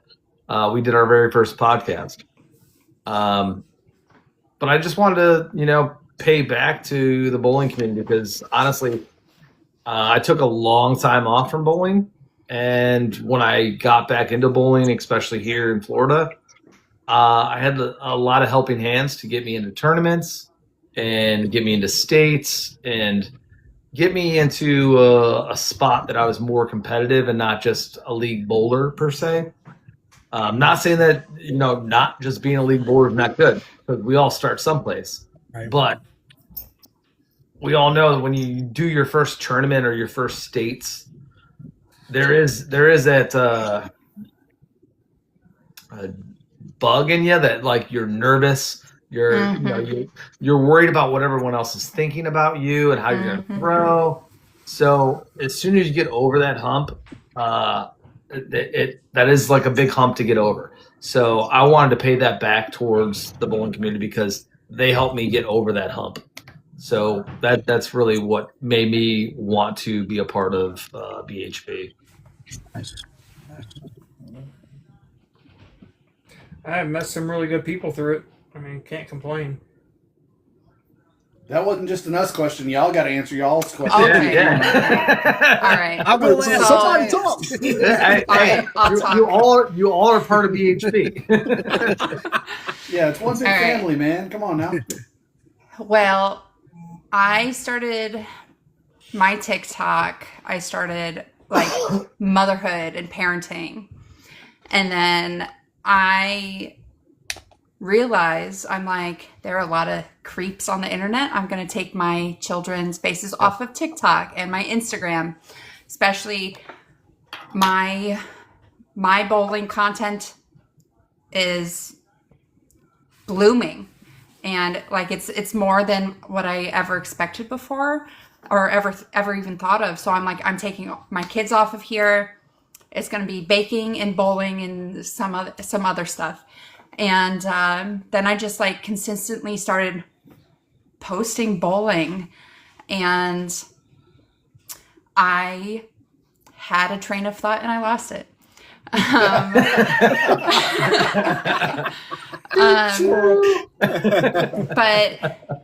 But now like I have like so many ideas, and I did a while ago. I had started, I threw a bowling video on every now and then, and it had really good traction. And then I started doing it more and more and more. And then I started posting like my opinions about being in the bowling alley. And I do have so many of them, as you guys know. But like, I don't know. If it pops back into my head, I'll just blurt it out. I have stage fright. All right. She's choking. No. I am choking. No, that's how my brain works sometimes. Like I'll have like it ready to go in my head, and then I start talking about it, and then it's like bye. I'm like, okay, all right. ADHD. But now I'm like people know I'm pretty opinionated. It's not like super down. It's just like real things, like wearing deodorant when you bowl. And You made like, that. I remember you like, made that post, and I was I'm like, listen, I'm in like I I will be remember in that video public. she posted too. Hey, bro. Yeah, I will be in like at a grocery store, and people will be like, "You made that deodorant video," and I'm like, "Yes, I did." And they're like, "Thank That's you." awesome. I can't tell you how many people have like shook my hand for that video, and I'm like, It's sad to I'm say like, that if we this- have to say that, I right? know. but like So like sad. even washing Oh, hands, like women are notorious, especially for going into the bathroom and then just walking out and not washing your hands. Like I bowled a Queens tournament back in October or Oh, that's September. men too. That's anybody. That No, I know I'm it like, is. there's no way. I know it is. The question is, who's still, worse? like, I see like, what goes on. there in were men's there room. were like it's in general, but like I posted that video, and it wasn't as super popular, but I still like people recognized me for it, and I'm like clicked in my head. I'm like, maybe I should just say what everybody's thinking. When you posted the washing the hands video, I'm not kidding. Basically, about a week before that, I used the restroom, was washing my hands, and there was a guy on the other team that we were rolling with, and he did not wash his hands, and then he went to fist bump me. I'm like, I'm good. Yeah, literally. I'm like, So those are the people we so say. the- You get the point. All right. yeah, like got you. the Queens tournament I bowled back in October or whenever. I bowled it when I had pneumonia, so I was in and out of the bathroom washing my hands a lot because I didn't want to get even more sick. I was washing my hands, and one of the professional ladies, well, I'm not going to say her name on live. If you guys want to know, you can message me and I'll let you guys I know. will. I'm not going to say her name on live, but she comes, like I'm washing my hands. She walks out of the stall after I literally heard her peeing. She walks out of the stall, looks in the mirror, and walks away. And I kid you not, I just went, and I'm like, like I understand that it's a juju. Like you have your rosin on your hands, but it's disgusting. no, ain't no It truth. is disgusting. No. Guess what? Like- rosin comes like you just pick up your rosin bag. Yeah, For real. Like that's all you gotta For do. real. So I'm like from like I was like elbow. I can't do my own elbows, but I was like, here, hit my elbow instead of high five. Yeah. Like back to like This will make Yes. you happy. This will make you happy. Just a little tease for everybody. BHB is actually working on a product that will render a rosin bag obsolete. Okay. all right. Bet. Just a little teaser. Very cool. All right, I guess I'll go. All right, so my deal was when I started this whole social media thing, I was basically doing a lot of martial arts videos. If you scroll back, like from the beginning of TikTok and then on my Facebook, it's been years of like doing martial arts stuff from jiu-jitsu, judo, taekwondo, whatever. From posting tournaments, national, local tournaments, state tournaments, national tournaments, to even like world tournament photos and videos. So that was kind of my thing. Both throughout that and throughout my military career, and then of course, rarely some military photos, just all comedy, good stuff. And so when I retired last year, last September, obviously I moved back from Montana because that's where I was, back to Cleveland. I had to figure out some space because I was training in Menor with Yes, sir. Menor, Ohio. Yep. Menor ATA. That's where I go train at. So, and so I know the owner and the folks up there. I've known her for about 6-7 years now, and so I wanted to do something different, and that's when I started picking up a bowling ball, finally. And so it started off with like a little house ball, I just kind of just throwing it or whatever. It went from being like, all right, cool, just something to kind of kill time, to like now it's just like, it's becoming a thing. So later down the line, and this is where I kind of met Steve, when he came up with the Open Bowlers podcast, and later down the line, Pickles and Colbert. And they kind of started seeing the videos and kind of helped me out on some bowling content, and later on guys like Liz and Brandon, you guys came along. And so since then, it's just been like, I don't really post a lot of martial arts videos as much as I used to. And substitution of like all the bowling content I've been doing, because that's been my main focus this year was bowling. So, and you guys can see the progress from the time I started to where I'm at now, and it's just, it's good. And then just the community everybody coming around helping out and, and just kind of giving me feedback and everything like that. If I'm going for my first tournament next month, which I'm super stoked about that one, but I'm nervous as all hell. Which one? Is it around here? No, it's in Vegas.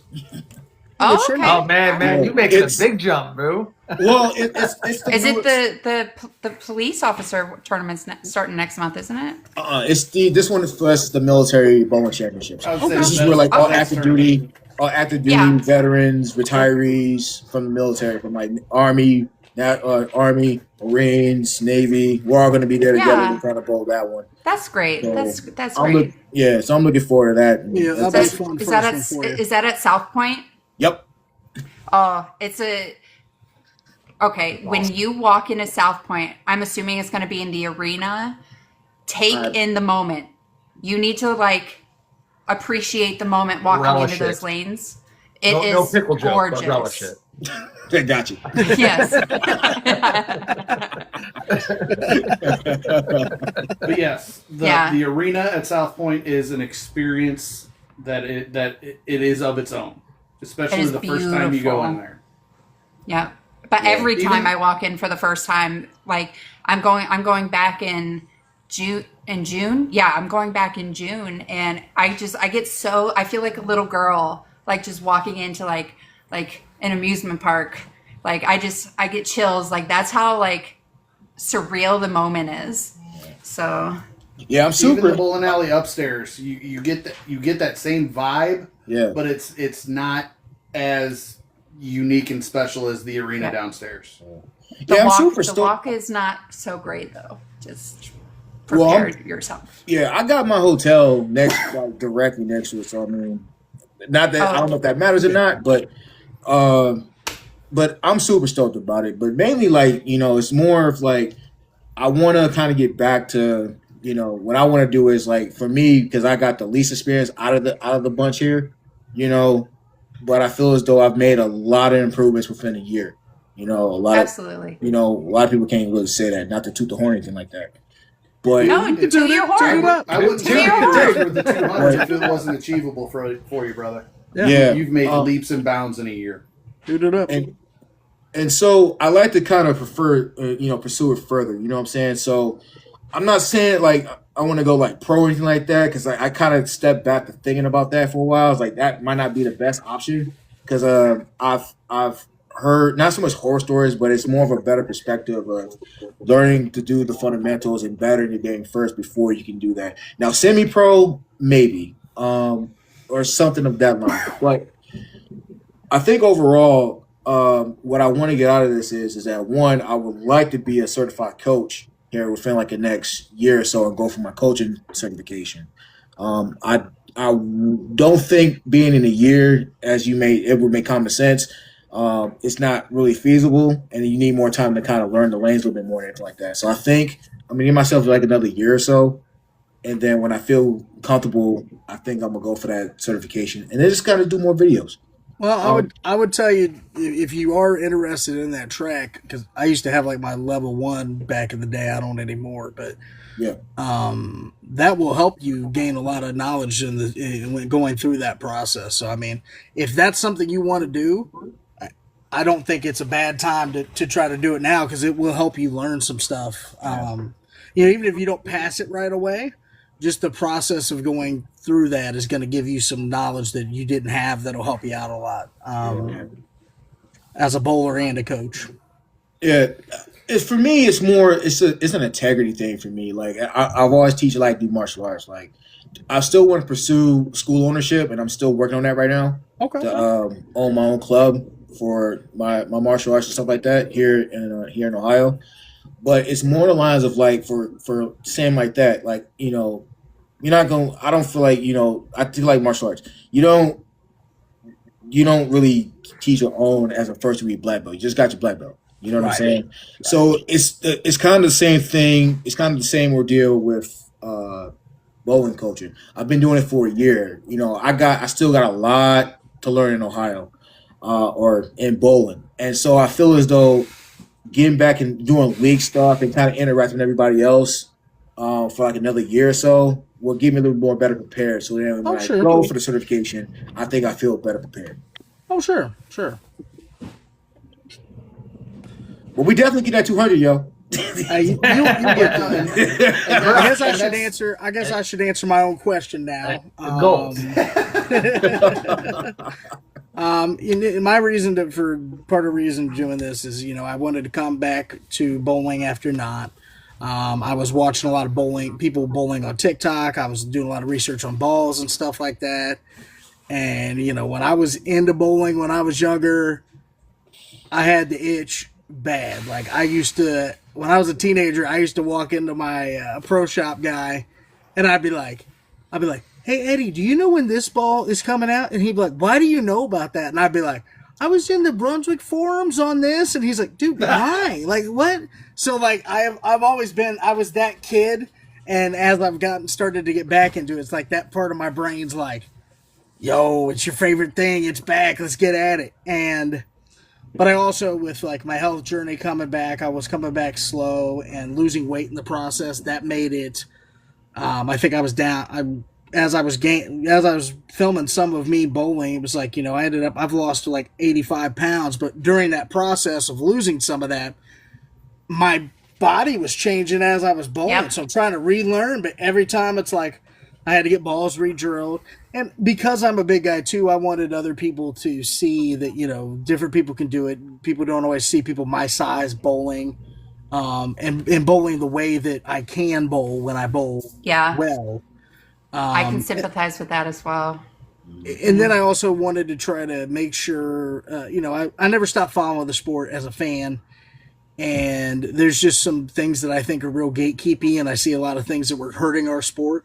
And I wanted to, once I started posting, I wanted to make sure I could do, like Pickles said, trying to give back to, because there's tons of people I met through bowling that I met them when we were, 5 years old in YABA leagues, and I still, we're still tight. And I've met some of the coolest people in my life from bowling. I know people from all over the country bowling.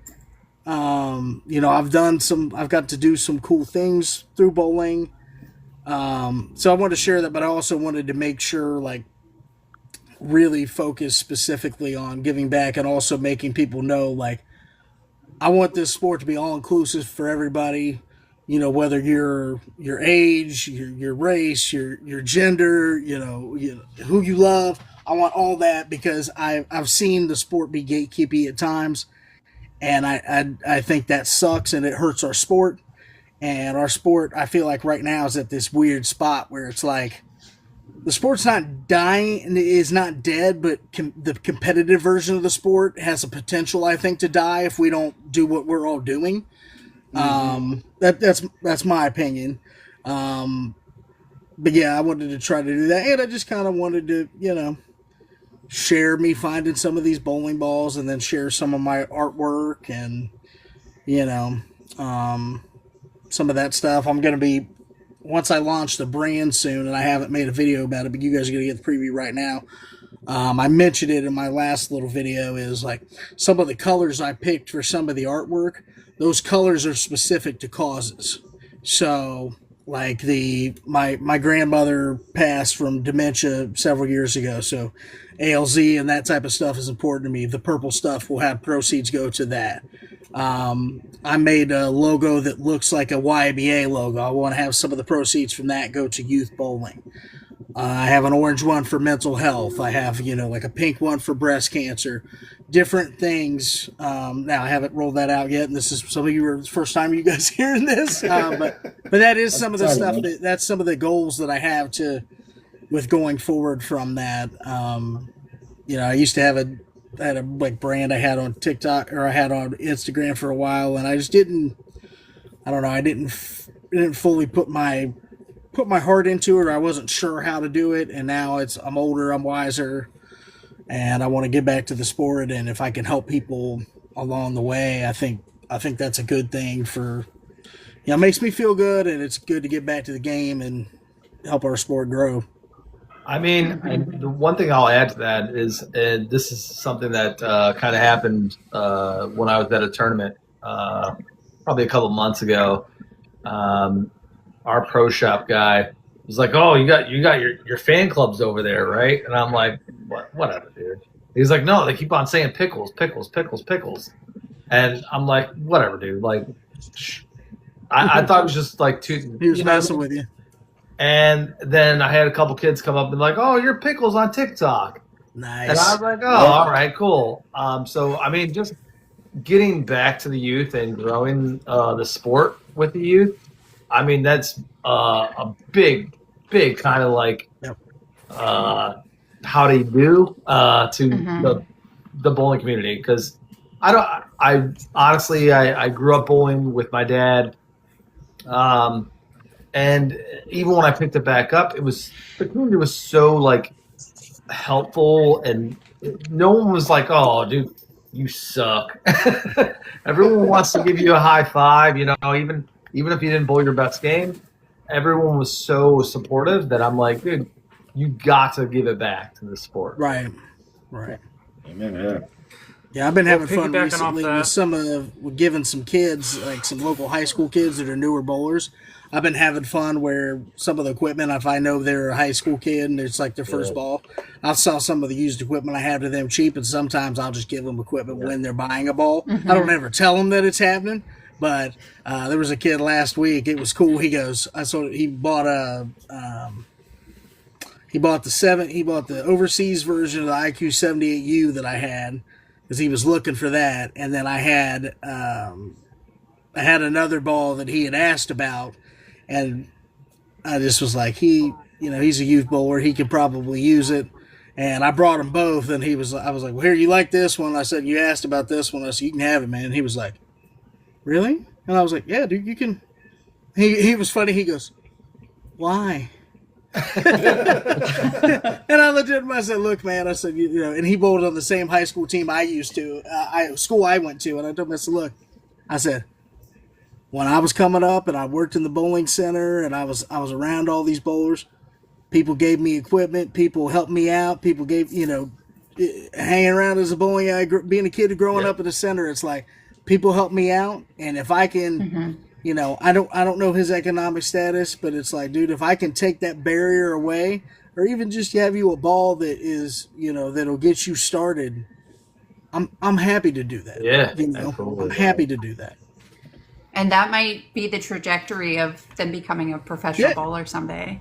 Yeah. Like, that'd be so cool. Like, I would, yeah. if I knew I gave the ball to the next Simo, like when I'm real old, I'd be very stoked about that. What were you I gonna think, Cobra? remember. I got a student. Go of mine. ahead. I got a student of done- mine. I done forgot. I got an old student of mine from Montana that I taught martial arts. I've had him since he was a white belt, and I was there back in September, to witness his black belt ceremony. And when I left, I got a phone call or like a message from his mom, like a week later, saying that he's doing bowling. He's been watching a lot of my content, so it's like now he's doing. Nice. He's a two-handed bowler. I mean, he's very gifted, And so I was like, wow, that's cool. So then, like, she would show some videos. She'll bring me some videos of him doing his little bowl, his bowl thing at Sleeping Giants, and I was like, well, that's cool. So like, it's cool to know. It's cool to know that for someone like myself who's like least experienced or whatever, that actually can still bring content to others that actually see it and get into it. I'm actually pretty stoked about that. Like, we're all average Joes, and that's all that it takes is one positive influence, one positive person for a kid to be like, this is what I want to do with my life. Like, I remember I was bowling on the Master Shot years ago. And there was these kids next to me. They were on 1 and 2. I was on 3 and 4. And these kids were like, how do you do that? I want to be like that. I want to be like you. Right. These kids are killing it. They're killing it these days. And I'm like, I'm just an average Joe. Right. Like, we're the first people that they see because they're in the bowling alley with their parents. We're like, they're seeing us first before they see the pros. Right. You know?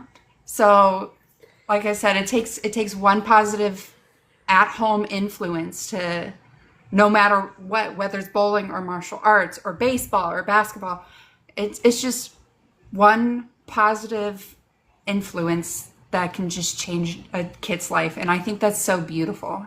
Yeah. I think it's pretty cool. Facts. Alrighty, guys, we're rounding up on our 2-hour mark, so might want to try to start reeling some of this in. Yeah, some Anything- of us are old and tired. Yeah, dude's younger than us. He's probably younger than all of us, and he's more tired. What the hell? I think I'm the baby in here. I was pointing at him. I started getting gray at 30, so I'm not going to say shit. Willie. I was gonna say, but- and to be between us three, yes, I am the youngest by like 3 years. I could be at went to senior bed tour at- in 2 years. No, I think I got you beat too, Steve. I just turned 40. I went. Yeah, so did I. Just turned 40 in July. Same here. I will be 32 in April. Oh, she's a Damn, baby you're girl. young. I'm a baby. I'm a We baby. got some July brothers up in here that just. You're a And- chitlin. Before we wrap this up, I will say something that is totally unique about the bowling community. You would not think that personalities like mine and Liz would vibe together, but Liz is like one of my favorite people in our bowling community. Hey. Thank you. And I'm sure you guys have seen my reposts. I'm wild. Like, so I know. I appreciate that so much. Again, we got to get together at some point, Liz, and Yeah, maybe absolutely. be more than happy to like spend some time with you, your husband, and kind of get the kind of Yes. So my husband is a Cleveland Hall of Famer, so I'm sure that you can like spend one-on-one time with him. So, like, I'm sure that we can make that happen too. All right, let's do it sooner than later. All right. Let's create a group and let's discuss some dates and maybe make that happen here soon. Okay. All right. Yeah, it's like a Absolutely. I plan. would say, I'm only a 9-hour drive away from Ohio, so March. I've made the Listen. drive to Dayton before. March. We Just could, saying. we could do March. I Yeah. mean, even if you guys want to do it I don't have- beforehand. I don't think I have any tournaments in March this year. But I am making the drive to Alabama for Mike's tournament. Okay. Yeah, that's in May. Man, Yes. Yeah. I don't know. I'm contemplating that one myself, but at the same time, I'm kind of like, I don't know if I want to go to Alabama. Bam. It's a 9-hour drive from It's basically Nashville. It's really not that bad. I mean, from Cincinnati to there, it's really not that bad. Yeah. I would rather Well, drive maybe it's- south than drive to Chicago again. I know for me, from where I'm at to there is not a pleasant drive. So I know from Cincinnati to there, it's not so bad because I made the drive from Cincinnati to Fort Lauderdale. Not so fun. I'm gonna look to get into more tournaments too right after this Vegas one. I know we got one in Wickliffe, right like the week right after that. I'll tag you and stuff. We have so much stuff in Cleveland. It's insane. And that's So the other much thing stuff. too, is when I kind of started getting into like the sports aspect of competition. I know that it's hard for some people that are just like league bowlers to find those tournaments and to kind of like break that barrier. But as soon as you find the right pages and the right groups, you will find a lot more tournaments across the board. I'm not saying that Fort Lauderdale has a ton, but like I know Tampa has a crap ton. Orlando has a lot as well. But as soon as you start connecting with people, they will start opening doors to like, oh, you should check this out. You should check this out. You should check this out. And you will find so much more that's available and be able to kind of pick and choose what you really want to get into. And you're going to meet a ton of great people. Because honestly, everyone's so supportive. The Book of Faces. They really are. Has There's groups lots of assholes, specifically- but we're overall supportive. Yeah. I mean, look, we all want to beat each other, right? But we still root each other on every Absolutely. The only sport that'll give high fives when you hate each other. shot. Right. Extra hard ones sometimes for people. Oh, is that your bowling I- board? Sure. Wow. I have a teammate that will, like, I mean, smash my hand. I'm like, dude, we're on the same team, bro. That's my bowling hand. Like, that's why I just fist bump. Yeah. I'm like, We all bro. had that teammate. You got to give him the opposite hand. You're like, he's going to snap my wrist off the Yeah, stump. I got to give him the opposite hand, then it's fine. Oh, bro. Especially if they're on, like, a streak. Oh, you ain't lying. I use the side of my hand. I just go like that. Yeah, like, I yeah. don't- Give him the old Bash Brothers forearm. Yeah. I don't know. There's too many drunks. Might end up in a fist fight. No, don't get me started on that one. That's very on brand for Ohio. So, All I right. roam around some of these neighborhoods. yeah,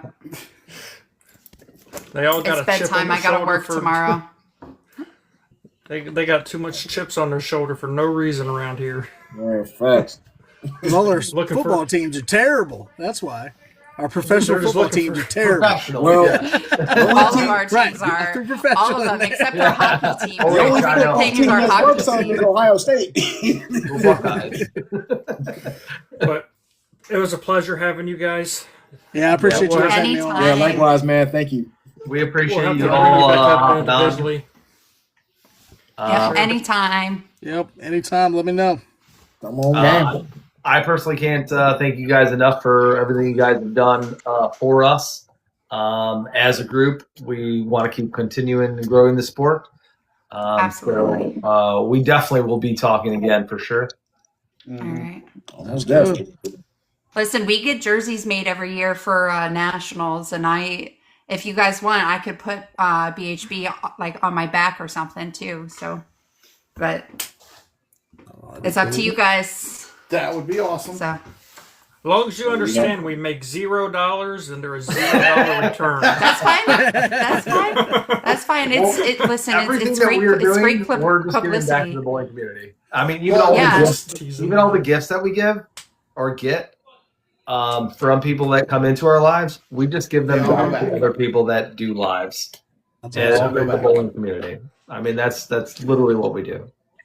But Liz, you do that, I will send you one of those prototypes that I was talking about that'll render a rosin bag completely obsolete. Alrighty. Sounds like a deal. Listen. I love rosin bags. I literally have one right here. That's my old one. what It we're stays in my working bag. on- If what we're working on works as well as we think it's going to work, you will never need one of those again. Alrighty. Yeah. Put your money where your mouth is. Hey, I plan on it as soon as I I'm buy just the being 3D funny. I printer. promise. no, you got to throw it at the wall, see if it sticks, right? As soon as I buy the 3D printer, I'll start making prototypes. Lizard. Lizard. Listen, I'm surprised nobody has gotten me that button yet. The amount of videos that my friends send me, oh my god. Dude, I Like, almost I- bought you one of the keychains.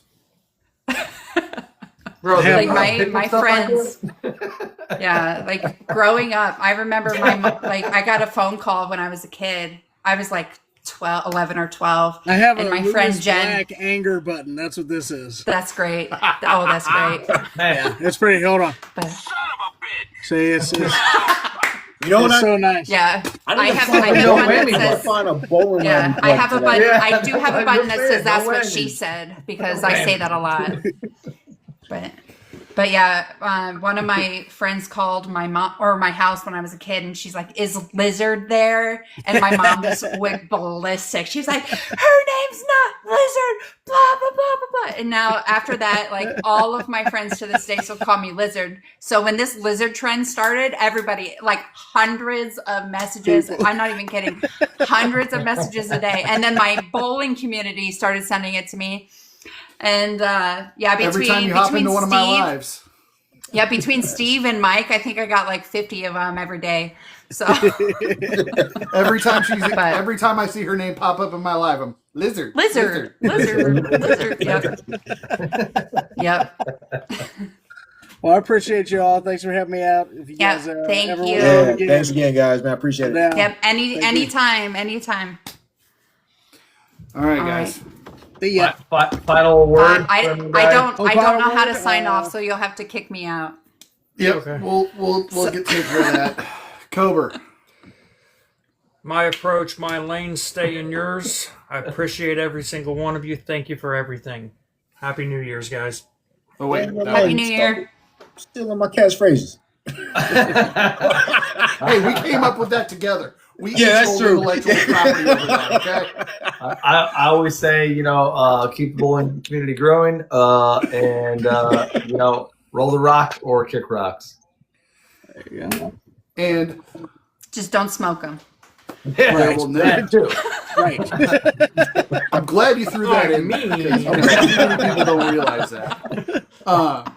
But we always say here, there will never be a last time. We're in this for the long haul. So until the next time. All right. Peace Bye. out. See you guys. Peace. Bye. Much Thank love. you.